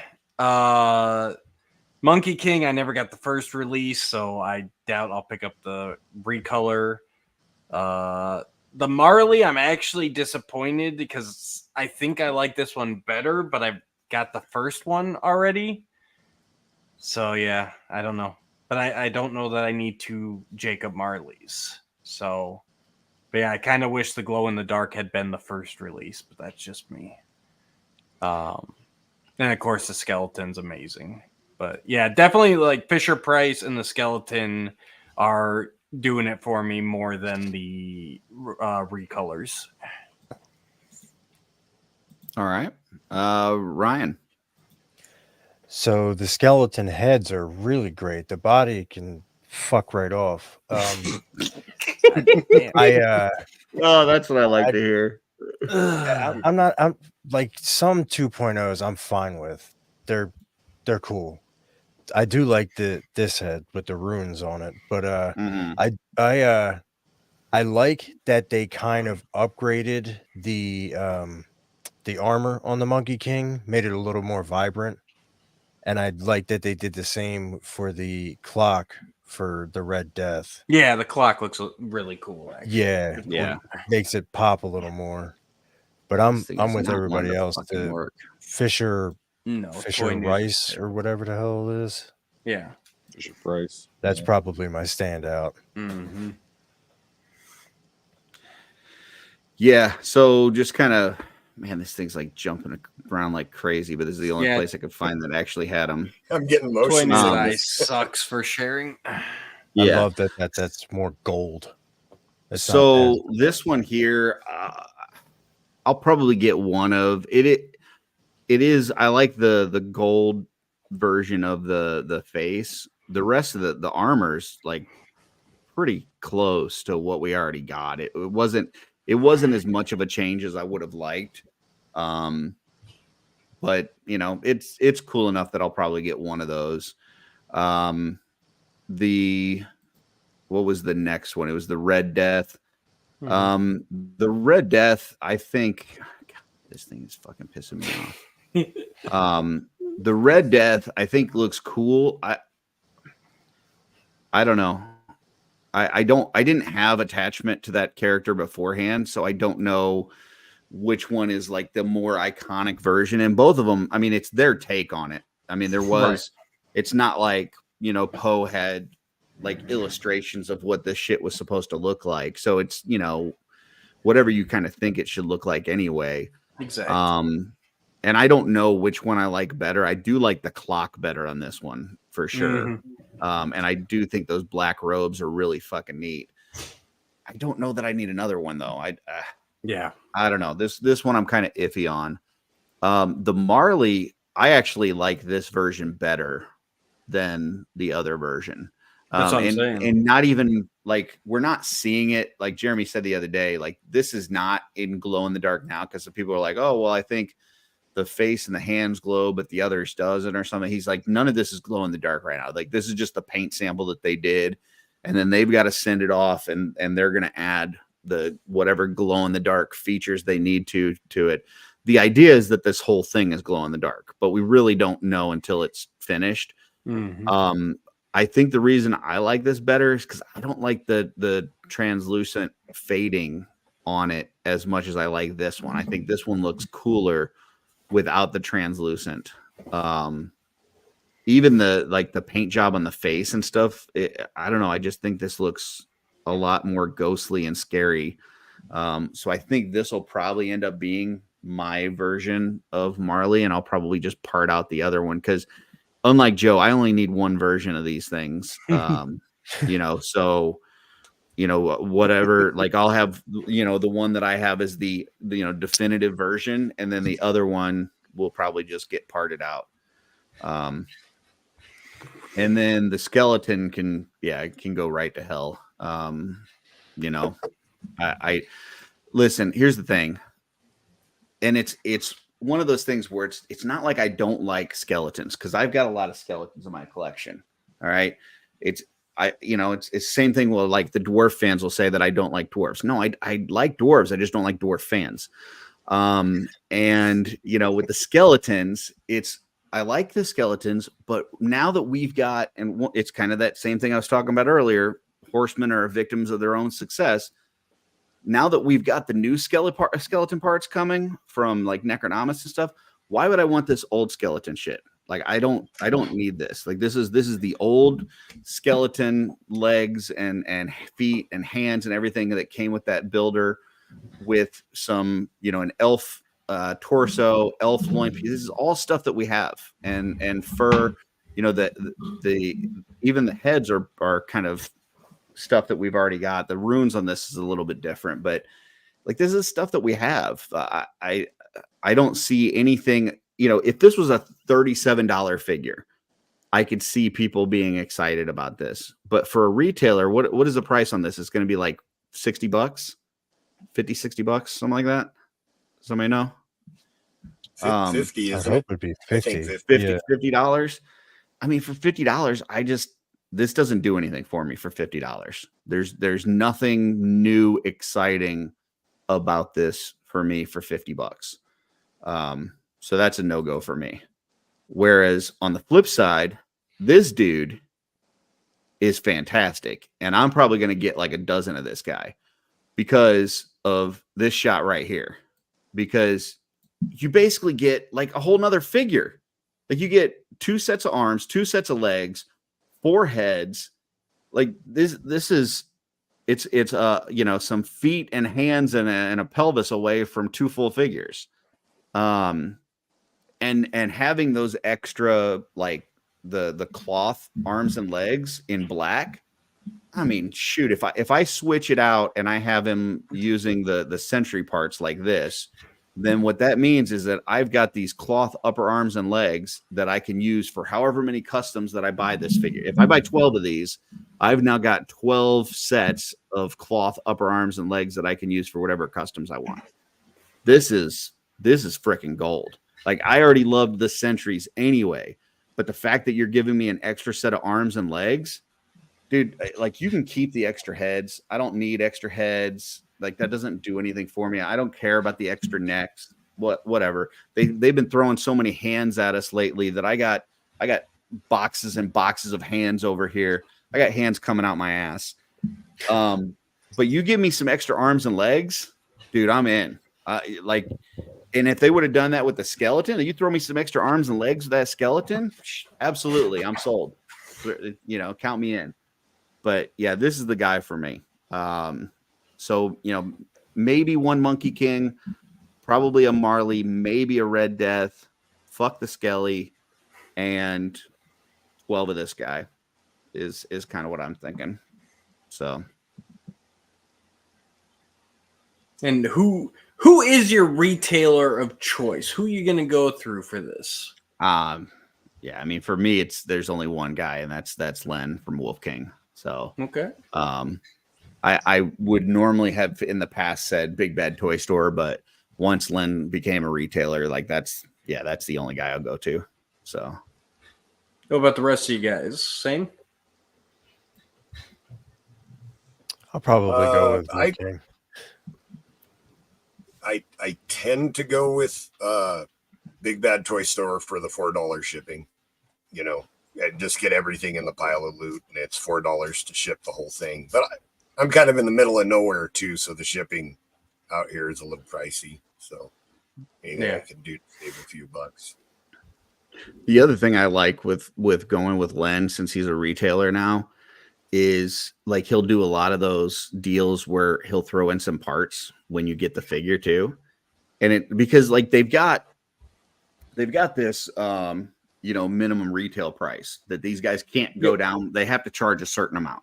Yep. And you know, and so there's a certain amount of profit built in, and I don't know what that profit is. You know, so I'm just going to throw out numbers, but let's say, and I'm going to throw out crazy numbers just to, you know, because I have no idea what it is. So let's say a figure cost you as a retailer $1,000 and you're selling it for $2,000. So there's $1,000 of profit in there, but you can't sell it. Like, even if you've got a ton of these and you want to move them, you can't sell it for less than 2,000 because that's the MRP. Right. But if I can now sell that for 2,000, but I can also offer free shipping, because, you know, Wolf King will do that. They'll have like free shipping codes, or I can do where I can throw some parts in there. Like I can do a giveaway and throw some extra stuff in with it. Mm-hmm. Now I'm getting more value for my money. Yep. And you're not breaking the MRP because you're still selling the figure for the same amount, but you're getting extras. And that's, you know, why I love going with Len, because, you know I'm going to get the most value for my dollar. Now, if he wasn't doing free shipping and he wasn't doing parts, you know, I could see what Joe's saying, like, you know, the $4 shipping, especially if you've got, you know, a huge pile of loot is very attractive. But, you know, I just kind of wait, and, you know, when Len's got a good deal going on, then I pull the trigger, and, you know, I'm going to get either free shipping or parts or both, you know? So in my defense, I buy a lot of stuff from Len. So yeah. Oh yeah. I also love his little, a good sum of money. yeah. Well, On- he's on also his been doing those, customers. like mystery packs now. And I haven't pulled the trigger on one of those, but I've seen some people do that. And it's kind of neat because, like, you basically, you know, you buy a figure, but then he puts a set of parts in there with you, where it's like a ready-made custom, but you don't know what it's going to be until you get it. So it's like this mystery custom. Yep. And then you get it, and it's like, oh, now what can I do with this? So yeah, but Yeah. I mean, there's a ton of great retailers out there. I mean, there's more retailers now than there ever's been. So you can definitely find these from somebody. And I think Jeremy said, you know, basically it's up to the retailers whether they participate in this or not to begin with. And then on top of that, they can decide, you know, whether they have, you know, non-refundable deposits, or if they do it, you know, whatever. But he did say that the orders begin like March 1st, and they pretty much have to have their orders in as the retailer by the end of March. That doesn't necessarily mean that the pre-orders through their sites will end at the end of March, but that's when they have to have their order into the Horseman. So yeah, and I'm sure most of them will put a little extra on there. Yeah, probably. But if you want to be safe, I would order sometime in that March timeframe. No, I'm the same. I go through Horsehead just because, well, number one, I've known David for a number of years. He's a good guy, and free shipping, and he's got a rewards program. So every purchase, I'm working towards a free figure. So yeah, kind of same thing. Look for who's got those extras for you. Yeah. Speaking of exclusives and ordering things, and yeah, was there an exclusive today, Curtis? there was, and Yeah. listen, I don't know how many times in one show I can tell you guys that I'm stupid before you start listening to me. I've been telling you that for years. So. But so I see a little reel today. Somebody did a reel and I saw it on Instagram where they're making fun of Todd McFarlane because he's putting out a figure of himself, right? And I'm like, oh, that's funny, right? So that's my first instinct. That's funny. Then I see it go up for sale, and it's part of a 2-pack. It's this one right here. It's Spawn and Todd McFarlane, and it's like the original Spawn design that he drew when he was 16 years old. So this is the 30th anniversary of Spawn, and it's the original one that he drew, as well as a figure of himself. And so then I take a picture of it. I post it in our chat or in our group. And I'm like, anybody buying the Toddfather figure? And a lot of people are like, hell no, whatever. Like, this is a joke. And Will's blah, blah, blah, getting blah. him. I like Steve O'Begg's comment. They should do Yes. a version of Corn Boy because he carried their ass in the 90s. Yeah, which I would say was probably more of all the Horsemen rather than just Corn Boy. But No, okay. I know. It's just a funny ass yeah. comment. Yeah. But so I posted in there, and then somebody had made a post in the My Wife Is Going to Kill Me group. And, in both our group and that group, I kind of said, hey, if somebody gets this, I have no interest in Spawn. I've never read the comic books. I hated the movie. I'm just not a Spawn guy. So I have no interest in the Spawn whatsoever. But I think it'd be cool to have a Toddfather figure, just because he is an icon in the industry. And it's, a unique figure. If they made a figure of Corn Boy, if they made a figure of Treadaway, I'd want to have that as well. So I just kind of threw out there like, hey, if anybody's wanting the Spawn figure and they don't want the Toddfather figure, I would be interested. So, a bunch of people are making their cracks that this is a piece of shit and all this kind of stuff.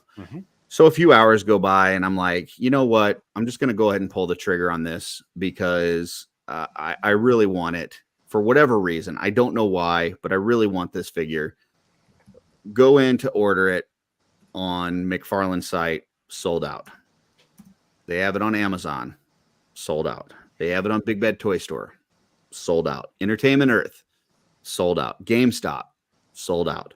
They even have a gold edition that's like a signature series for $20 more on McFarlane's site, sold out. Within, I guess within a couple hours, they were all sold out.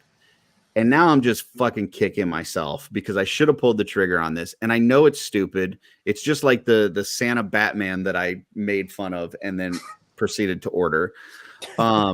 Like, I don't know why I feel the need to have this figure, but I feel the need to have this figure. And then I'm looking on eBay. I was even like, okay, maybe I'll pay, $20 or $30 extra and get it on eBay. They're already like, people are putting them up for $200 on eBay. It was originally $50. So GameStop, Curtis. They have them right now? He's on GameStop right now. Yep. Oh, shit. All right. Talk amongst yourselves. Give me When 1 I looked second. earlier, it was not there. I'll send you the link here. You might be my savior. It might be. And if you didn't see, the Todd figure comes with bare feet that you can swap his shoed feet out for because that's a Why thing. the fuck would you need that? Apparently, I'll tell you guys in a second. Apparently, when he's at the office, like he's walking around barefoot a lot. Yeah, and he's got 4 extra hands. One of them is holding a pen, and then you got like a peace sign and a fist, and he's got a He's got the drawing in his He's notebook actually of got the like Spawn. a tablet where he was like sketching Spawn. Yeah.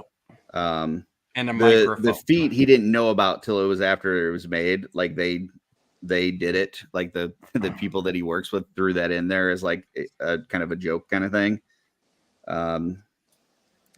But it looks like place order. I may have just gotten it. Speak of the devil. And the bare thank you feet for your do order. have the toe articulation. So Yeah, it's to Dude, show thank off the God. sexy Oh my toticulation finally. God. I know I don't tell you this often, Dooch, but I love you. I know you do. So I just got myself a Todd Father figure. I'll take that. And you know small what? one. I mean, that's If not nothing else, imagine the great like photography and memes that you can come up with this thing yeah. with Todd. Like, come on, this is gonna be That great. Curtis won't do. Yeah. Oh, absolutely. I won't do. I'm really Curtis, sorry. you I'm gonna so keep it? lazy. Are you keeping that Spawn? I'm not keeping the Spawn. Well, if I open it, I will not keep the Spawn. I don't know if I'm going to keep it in package yet or not. But if I open it, no, I'm not keeping the Spawn. There you go. Gotcha. So, I think you need to reach out to Ryan if you want to. and I probably will open it because I do want to play with that Todd Father. Everybody And, wants to play with Todd. yeah. This is Chad. Even Todd, he's playing with himself. I'm You know, sure he is. My favorite thing, I love watching. He does the little reels on Instagram when every time there's a new figure out, and I watch it every single time.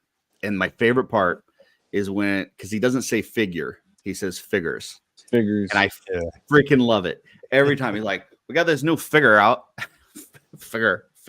I don't know, I die. But he Even says today, it I with was a lot talking. more spit in his mouth. Yeah, I was talking to Darla, and I was like, man, I really wanted that Todd figure. And she goes, "You wanted that what?" I was like, "That Todd McFarlane figure." She goes, "You mean figure?" I mean, it's Yes, I did. really not a bad price. $50 for the 2-pack, and obviously limited quantities because it's selling out quick. I mean, he is wearing a Spawn T-shirt and stuff. Like, Yeah. If I had to guess, just knowing him, they're not going to pay for the tooling on that and not do another version. Like, I'm True. guessing that you're going to use that Todd. They're going to be a single card release. Maybe there's one where he's wearing a Batman shirt or who knows, whatever. You know, I would have to imagine that they're going to get some more use out of that than just the one and done. But I don't want to take that chance.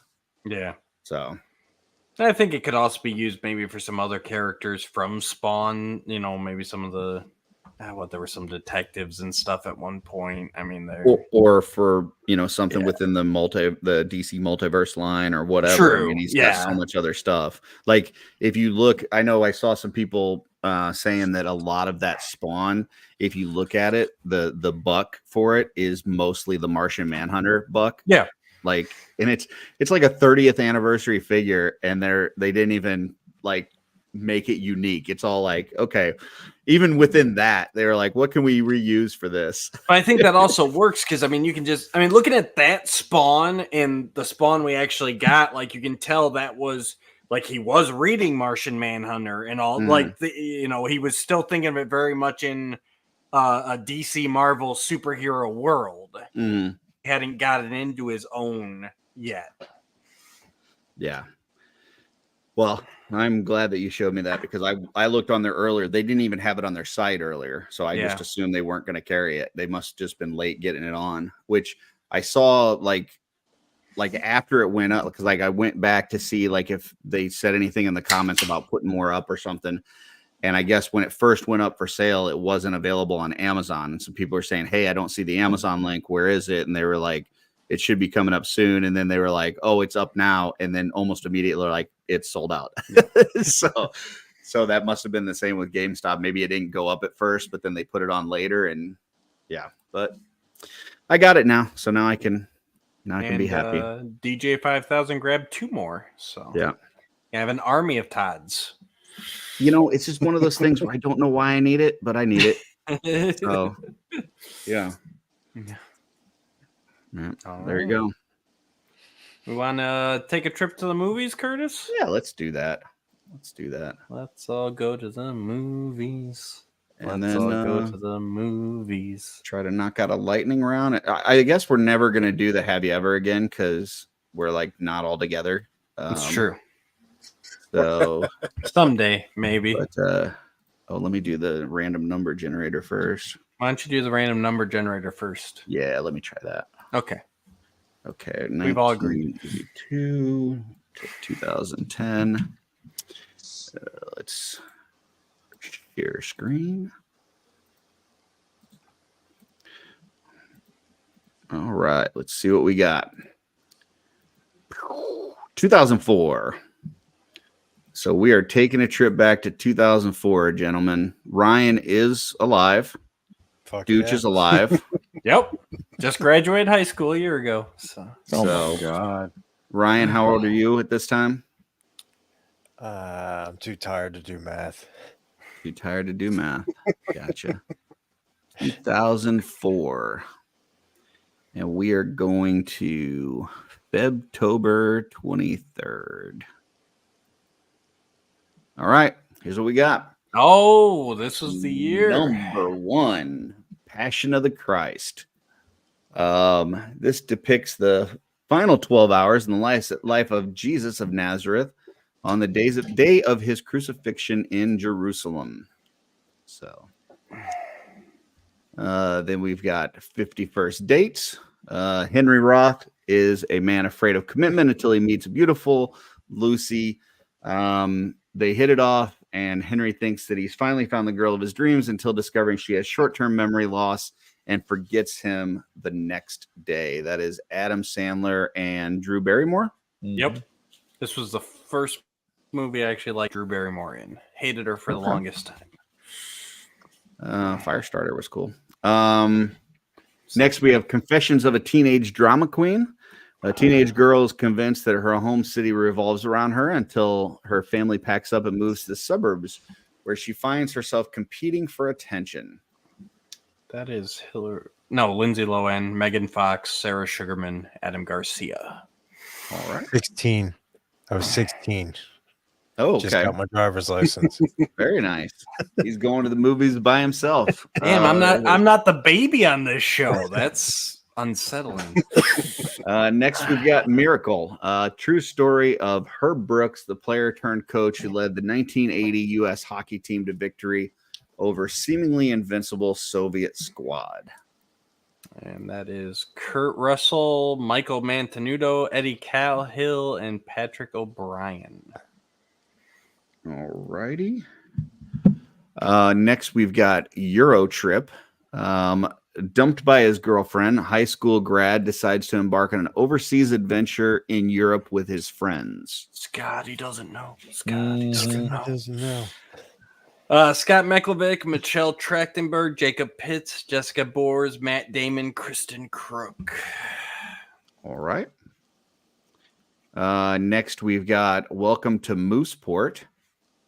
U.S. president who is retired after 2 terms in office returns to his hometown of Mooseport, Maine, which I believe is in Rhode Island, and decides to run for mayor against another local candidate.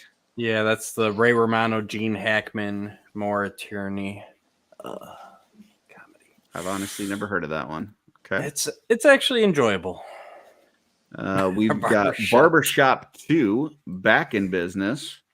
The owner of a historic Southside Chicago barbershop is pressured to sell out to a land developer, but must face the impact this would have on his close-knit community.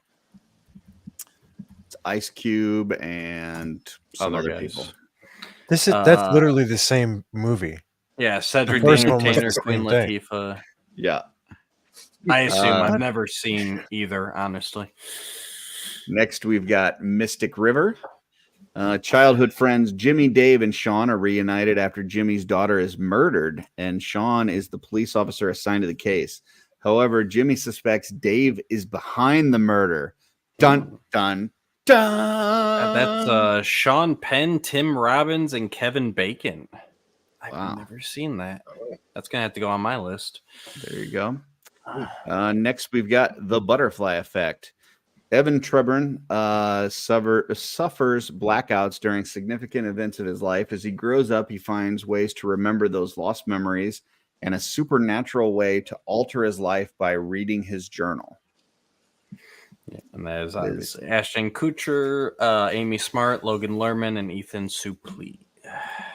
And last but not least, we've got Against the Ropes, a fictional story inspired by North America's most famous female boxing promoter, Jackie Kalin. Her struggle to survive and succeed in a male-dominated sport. Oh, and that is Meg Ryan. Yeah, Meg Ryan and Omar Epps. Gotcha. All right. And missing out on the top 10, which would have been Jesse's pick, I'm sure. Lord of the Rings, Return of the King. So, and that was at how many weeks? 11 weeks. It was already out of the top 10. That's pretty rough.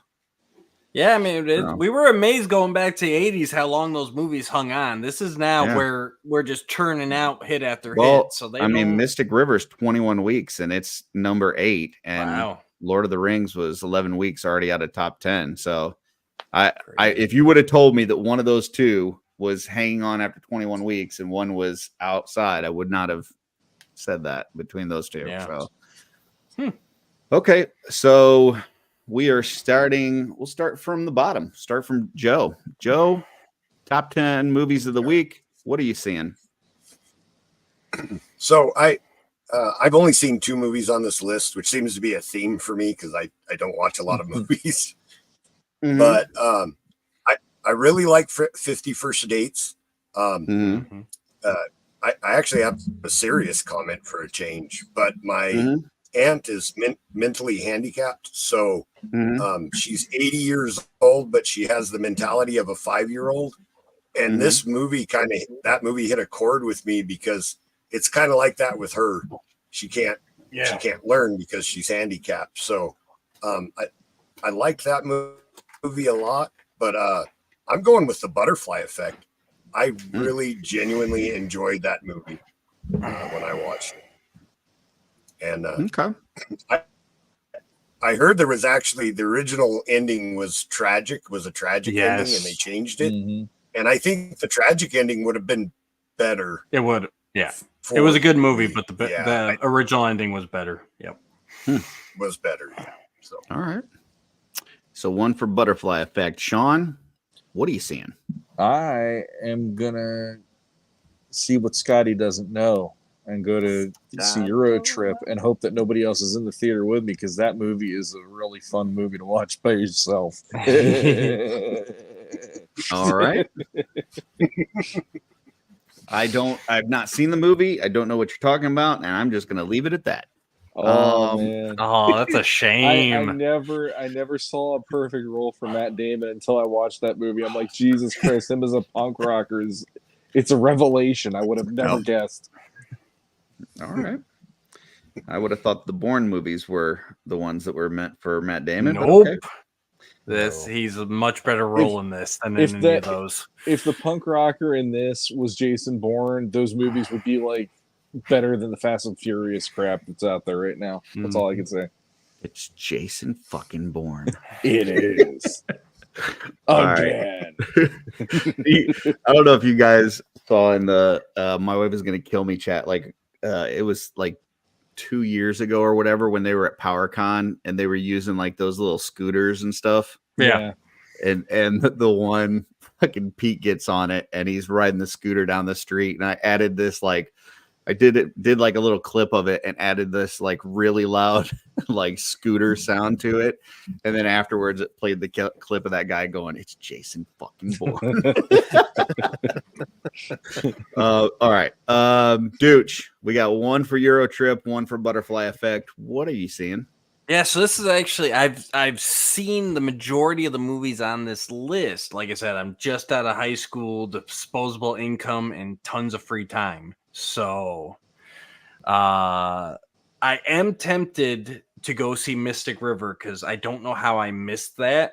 But I think I got to join Sean and go see Euro Trip because that is one I actually did not see in the theaters originally. Yeah. Because Like it was supposed to be its own movie, and they renamed it to Eurotrip to tie into Road Trip that had come out like 4 years earlier. That was like 2000 or 99. And so I thought it was just kind of like a cash grab sequel. So I waited on that one. And by the time I saw it, I was like, I shouldn't have waited. That was a good fucking movie. It's so hysterical. I'm gonna take this opportunity to go back and see it in the theaters. And Sean and I are gonna crack our asses off. All right. Rygon, we got 2 for Eurotrip, 1 for Butterfly Effect. What are you seeing? Well, I'm tagging along with these two bastards because I'm going to see Eurotrip. Absolutely. Let's Good go. man, good man, good man. Scotty all doesn't right. know that Fiona and me do it in my van every Sunday. Well, not only that, spoiler alert, spoilers. I like the robot fight scene, and it's not what it sounds. Okay. Oh, and with Yeah, I mean, is I it don't know that you can- Lucy Lawless plays the yeah, Dominatrix. the madam, dominatrix the and- dominatrix Yeah. madam Yeah. or whatever. I don't think you have to yell out spoiler alerts for 20-year-old movies, but we Well, you appreciate never know. it. There's that weird guy that trades Scoozy. I'll be honest. There's a lot of these National Lampoon type, like college-y type, I don't know, kids, sex and drugs, humor, bullshit that I can't stand. So Yeah. I've never seen Eurotrip, no interest. It just seems like one of those, high schoolish comedy movies that I just don't like that stuff. It's too, I don't know. It's too kiddish for me. It doesn't do anything for me. So never seen it. Don't anticipate watching it. So I'm not going to see that one.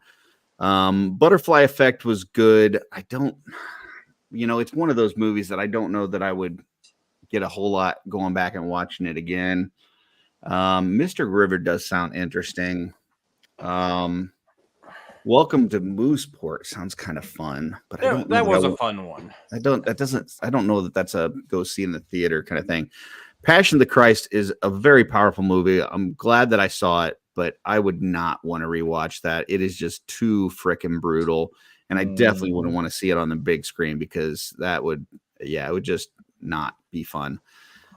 I think I'm going to go see Miracle. I've never seen it. I know of the story. It just seems like one that would be kind of a good one to see on a big screen.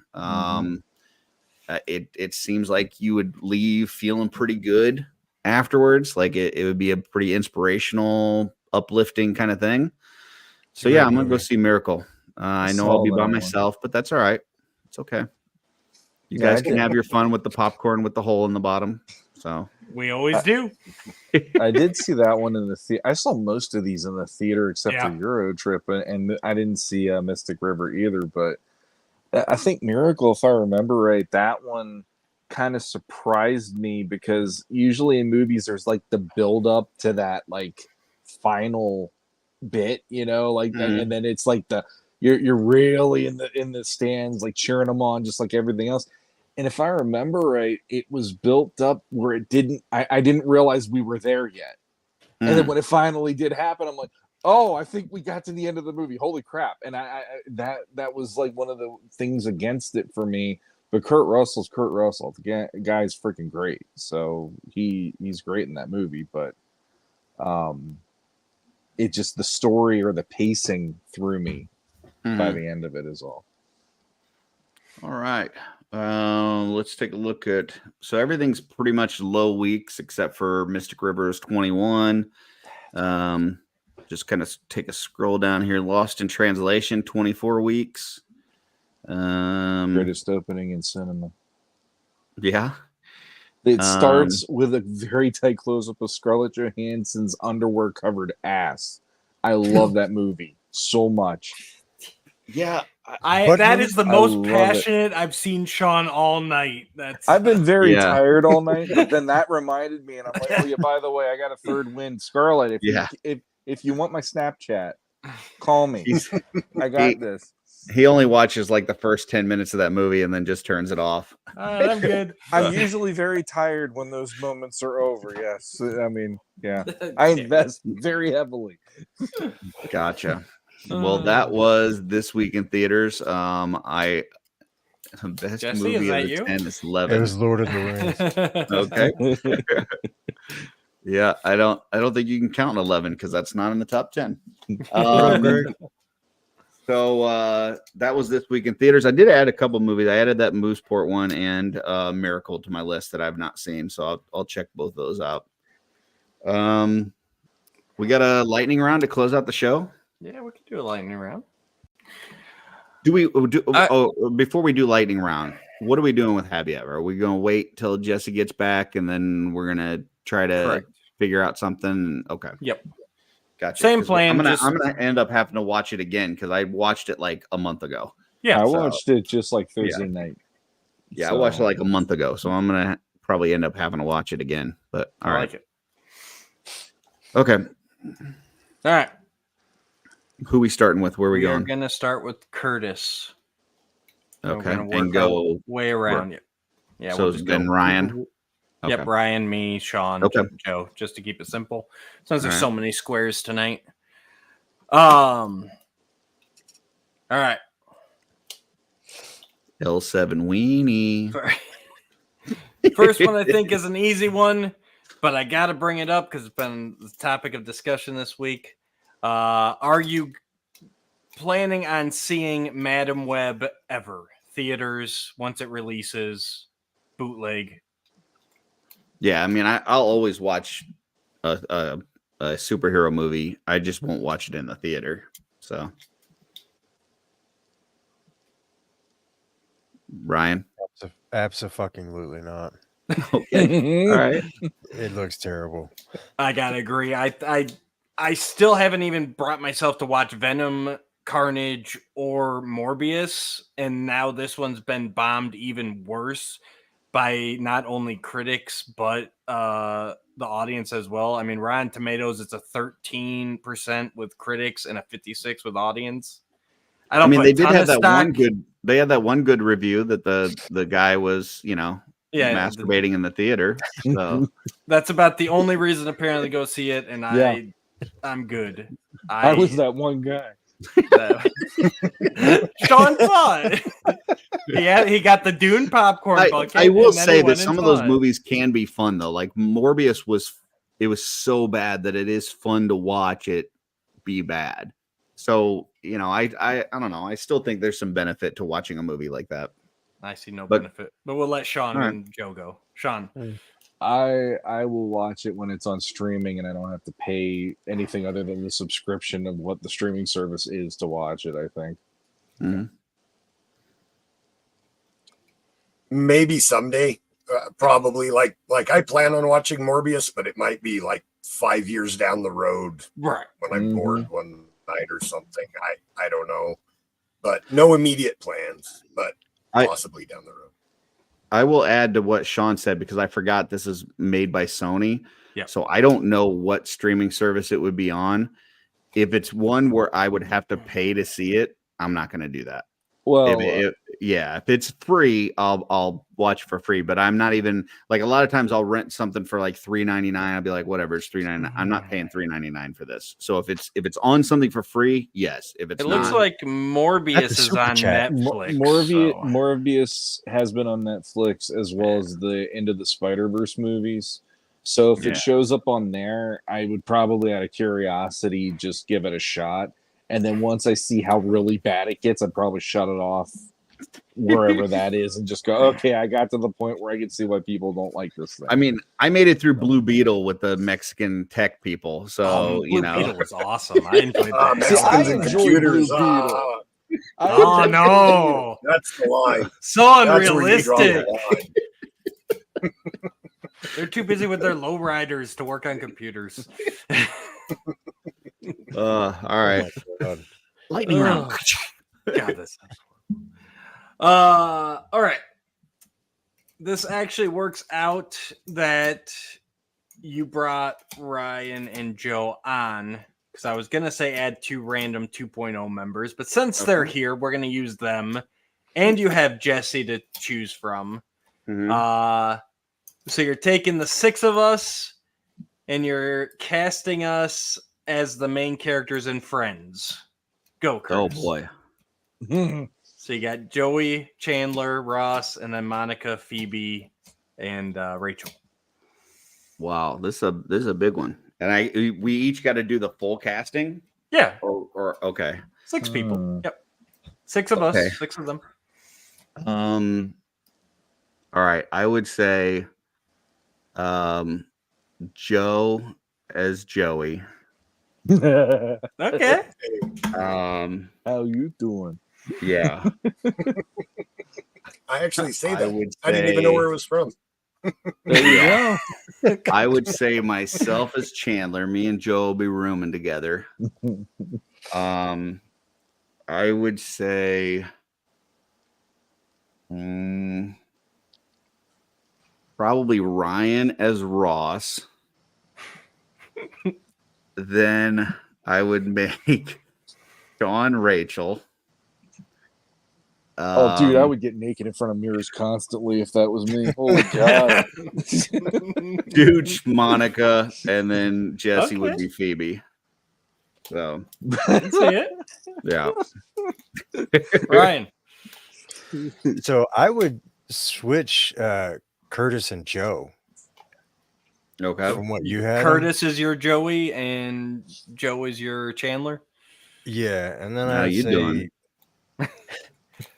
I'd say Jesse. Jesse is Ross. I'd say Sean is Phoebe. Smelly cat, Wow. smelly cat. What was Jennifer Aniston's character's name? Rachel? Your Dooch is Rachel for sure. All right. I'll take it. It is me going like this. And it was always cold on that set. Yeah. too. Yep. Oof. My wife was the one to point that out when they got on HBO Max. Yeah. And all of a Yeah, sudden, once you got she's high like, def, it's like, holy yeah, she's like, did you notice Like- every scene her nipples are like that? And I go, now I do. And now it's like, you want to watch Friends again? Let's do this. You know? Season 1 nipples, season 10 nipples, they're just brilliant all across the board. So I got to go with myself as Chandler. Sean, I don't know, you're the Ross, man. Okay. Then I'll go. I'll agree with you, Joe as Joey, and then Jesse is my Phoebe. Ryan, you're gonna be my Rachel, and Curtis, you're my Monica. Oh, All right. Which unfortunately means we end up together, but that's just the way it rolls. Apparently, Makes sense. Yeah. Oh, my Spoiler God. alert! Spoiler alert! If you haven't watched Friends, Yeah. Oh. So I like that. Curtis as Monica, I like that because he's the. It's 9 o'clock. We got to be on. We Right. got to do this. We got to figure. exactly. Behind the scenes, he loves to have the plan. I love that. It's just like Monica. I would say Ryan. I would say is Joey because he's just Really? kind of there, but every now and then he'll come in with something, and you're like, wait a minute. So that makes Joe my Chandler. That makes Jesse my Phoebe. That means you're Rachel then. You're Rachel, buddy. I'll be Rachel. Yeah. I'll be naked. I'll be There okay. you I'm go. okay by that. Yeah. All right. All right, Joe, finish us off on this one. I've never watched Friends, so I don't know what you guys are talking about. That is the Just best like way David to end this. pointed out. We're all going through our casting, and the whole time Joe's like, I have no Joe's like, clue. don't ask me this. No clue. Told you he was a Joey. So- What? oh, that's Yeah, so great. I'll be- That's such a I'll be Joey whoever, thing. sure. Do whoever. All All right, and last Lightning one. round. This is an etiquette question Oh, for boy. you guys. So if there is an auction on the Facebook. You know, someone's running a little reply auction, claim auction, Place. whatever. One of these groups. The auction has ended. Comments are turned off. You see, go through the you can still go through the comments, obviously, but you can't comment anything. You see stuff that was unclaimed. Is it polite to then slide into those DMs and inquire about it? And number two, if you say it is cool to go ahead and ask about it, is it a shit move to offer them a lower price since it obviously didn't sell at the price they threw it out at? So if you went in there and tried to offer them something on something that was claimed, that would be shitty. No, I'm talking unclaimed items. I know. I'm just talking through this. Gotcha. Unclaimed items, so nobody even made a claim on it, and reaching out for it. I don't think there's a problem with that at all. Asking a lower price, I think, is shitty unless you're reaching out to them on multiple items and you're trying to get a discount for getting multiple. So like they've got 3 unclaimed items that they wanted for, $10 each, and you're offering them, $25 for all 3 of them or something. I think that would be okay. But just to reach out for one item and say, hey, you had this up there for 10, nobody claimed it, I'll give you 8 for it. That's kind of shitty. So solid advice. Yeah, I basically agree with Curtis that way. So, especially, I mean, I don't know him, so I haven't ever participated in a claim sale because half the time I get there way too fucking late. So I know, like I'll see it like 4 days after it freaking ended. It's like, what? Look at those awesome prices. Yeah. Yeah, I mean, and especially with the bundle, like he said, it makes more sense to do it that way. But if it's why offer something? Why offer lower? That's just a dick move. Nope, I agree with you guys. Definitely reach out. I mean, I definitely try and go for a bundle deal, but honestly, if it's sitting there at a claim price, obviously I'm interested in it to reach out. I would offer the claim price. Yeah, Sean? same. I mean, if it's something where the comments are turned off and you can't really say anything, after the fact, then yeah, I would message. I wouldn't feel like a dick for doing that much. But if you were going to offer half of the price because the thing's over or whatever, yeah, that's a dick move. But if you're at least going for what they initially asked, I don't see a problem with that. Yeah, I mean, if it's like, okay, let me throw something else out there. Like if like maybe they didn't know what they had. Maybe they had a price out there that was like ridiculous, and you can see like, hey, they're selling for half of that or whatever. Educating the person on, hey, that really doesn't go for this much. Here's how much it really sells for. And, if you're interested, I would be willing to buy it. I think that would be okay. But like trying to nickel and dime somebody to, take an extra $1 or $2 off or whatever, like that's like, just why even bother with that? Either you want it or you don't want it. So. Joe, anything? I don't know what a claim sale is. I'm not sure what we're talking about. But, I've never seen Friends. He's trying to watch say, Friends right now. So. Was it on Friends? It's Did like, I miss? Yeah, no, like you've got 20 items to sell, and you post pictures of each item, and you say the starting bid on this one is $5, starting bid on this one is $7, whatever.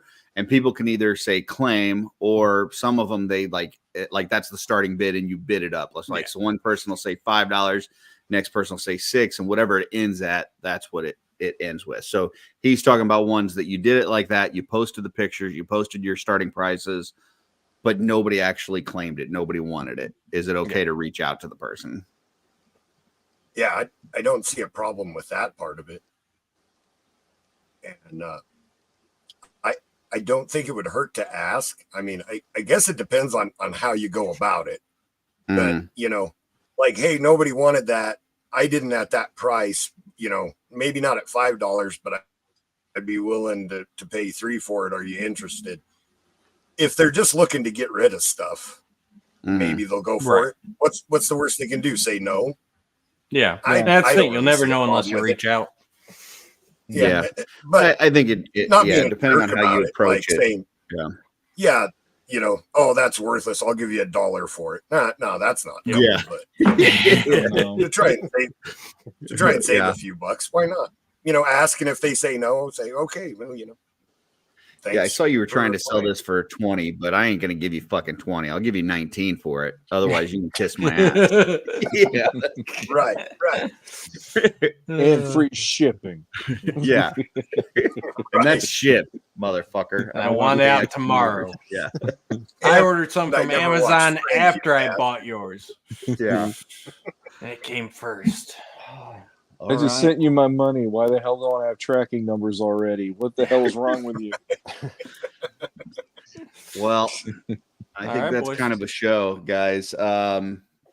Anybody that's going to ZoloCon this weekend, have a great time. Should be a very fun show. Anybody that's trying to hit that sale up tomorrow for the Horsemen, good luck with all your purchases. Hope everything goes smoothly. As far as like shows coming up, Ryan, I'm guessing you guys probably aren't doing a Saturday Day Live tomorrow, correct? I am not sure. Most likely no, Okay. because I don't think Jonathan is going to be at Zolo tomorrow, but he's going to be there Sunday. So I'm not Okay. sure how that works out. Okay. I would say stay tuned in the Cabal if you're not going to ZoloCon, because a lot of times Jonathan will do like where he'll go live and do stuff there. So, yeah, we may get some stuff from that. Sunday, though, we do have Ryan on shooting the shelf. So Ryan and possibly mystery guests, because we've challenged Ryan and said, hey, if you see somebody at ZoloCon that you're friends with or somebody you meet or whatever that would like to also be on the show, bring them with you. So he has a +1 available. So if you're at ZoloCon this weekend and you want to be on Shooting the Shelf, cozy up next to Ryan, say, Ryan, I want to be your +1, and kind of go from It there. may be filled. Oh, it may be filled. All right. But you know what, Brian, we're going to give you a plus however many you want. All right. So if you want to bring more, bring more. But yeah, I did hear from Jesse, though, that is going to start an hour later. So normally we start at 8 Eastern on Sunday. We're going to start at 9 Eastern just because they've got to finish up at the show and get back and everything. So it will be an hour later. But Ryan plus guest or guests on Sunday night. Can't miss episode. There you go. As Dooch said earlier, we do have the Motu reviews out for Revolution. If you have not seen Revolution yet, go ahead and watch it. If you've already seen it, watch it again because we want to get those views up. And then check out our reviews that are much longer than the episodes, but I think we had a lot of fun with some good folks in there. I'm And really we curious to see what you guys think about the ending. Yeah, Seriously. it was a That was a long doozy of one. Yeah, it was a long one. So yeah, and we completed it, unlike some Master of the Universe podcasts. that's true. Did you guys have anything else coming up from Legends of Grayskull, or is that kind of the meat and potatoes for right now for you guys? Yeah, we'll probably be back next week with a regular-ish episode, if the week after next at the latest. But yeah, we'll get back on track now that event is over. Mm-hmm. Gotcha. And what about you, Joe? You got a Joe Gonzalez live going tomorrow night? I will be on something tomorrow. Oz was taking a break, so I don't know if he's going to be back tomorrow. If he's back, I'll be on Oz's Clubhouse. If not, it's Payne's Toy Samples page. He's been filling in for Oz, so I'm not traveling this weekend, so I'll be on something tomorrow. Scour the internet, you will find me. Okay, so tomorrow check out Joe Gonzalez live either on Oz's channel or Payne's channel, but one of those two channels will have Joe Gonzalez live, and you can check out Joe and some until some Curtis other gets me random kicked people. off. Yes. Yeah. Can he pull the double date it's- thing where he's like going back and forth between the that'd be two nice. shows? Like, Yeah. Very nice. So it's worth the price of admission to watch me sit there and usually not say much until Mythic Legions come up, and then I do my part to spread the good I word. think, I was telling you, Sean, that I like the bazooka. I like the Tiger Force one because I like his other shirt. So I may have to like kit bash one where I do the shirt on the one and the pants on the other. And I think I might take the other one, the unkit bashed version, and make it a Joe Gonzalez. See, I'm telling you. Yeah. I mean, it does not have the beard, but that face sculpt. Yeah, And the Sean mustache. has That done mustache. is Sean has done unmistakable to me. that so much, it's actually making me want to shave. Bazooka has a very nice, thick Joe mustache. So It's like the only other person I can think of that could be jealous of that is like Tom Selleck. Other than that, there you go. you guys have it cornered. So yeah. So one last question for Ryan. Ryan, tomorrow, ZoloCon. What time do they open the doors? And based on that, what time should people line up to see you? Holy shit. They open the doors at 8:30, but I'll be out there with a bunch of other crazy fuckers at like probably 5. Nice. Well, there you go. So if you want to be a crazy fucker, get out there around 5 and see Ryan and the gang, and I'm sure they'll be having a great time, having some good conversations. That'll be the next toy thing is fuck bang bang. There you go. You guys should actually do a show from the line. Like That's what I was. Yeah. Amber, I'm going to have Amber do it. I'm just going to be the camera guy because everyone wants to see her face and not this. I mean, yeah. So.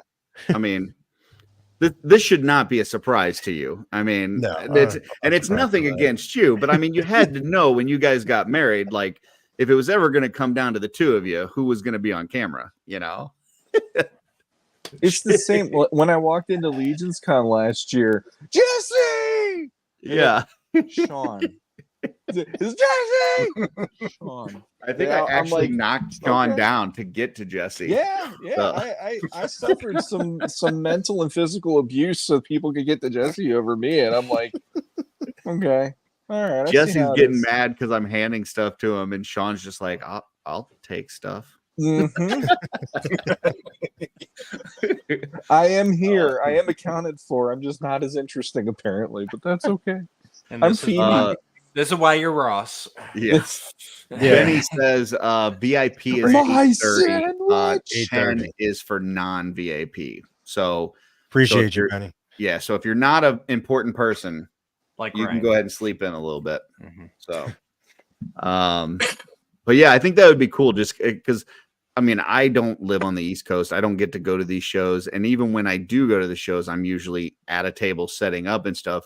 So I don't know what that line experience is like. I think it would be cool just to have a little video of this is what it's like being in line, and this is the kind of shit that goes down. And so what you're saying is you want to see how the peasants live. Mm-hmm. Is that what you're saying?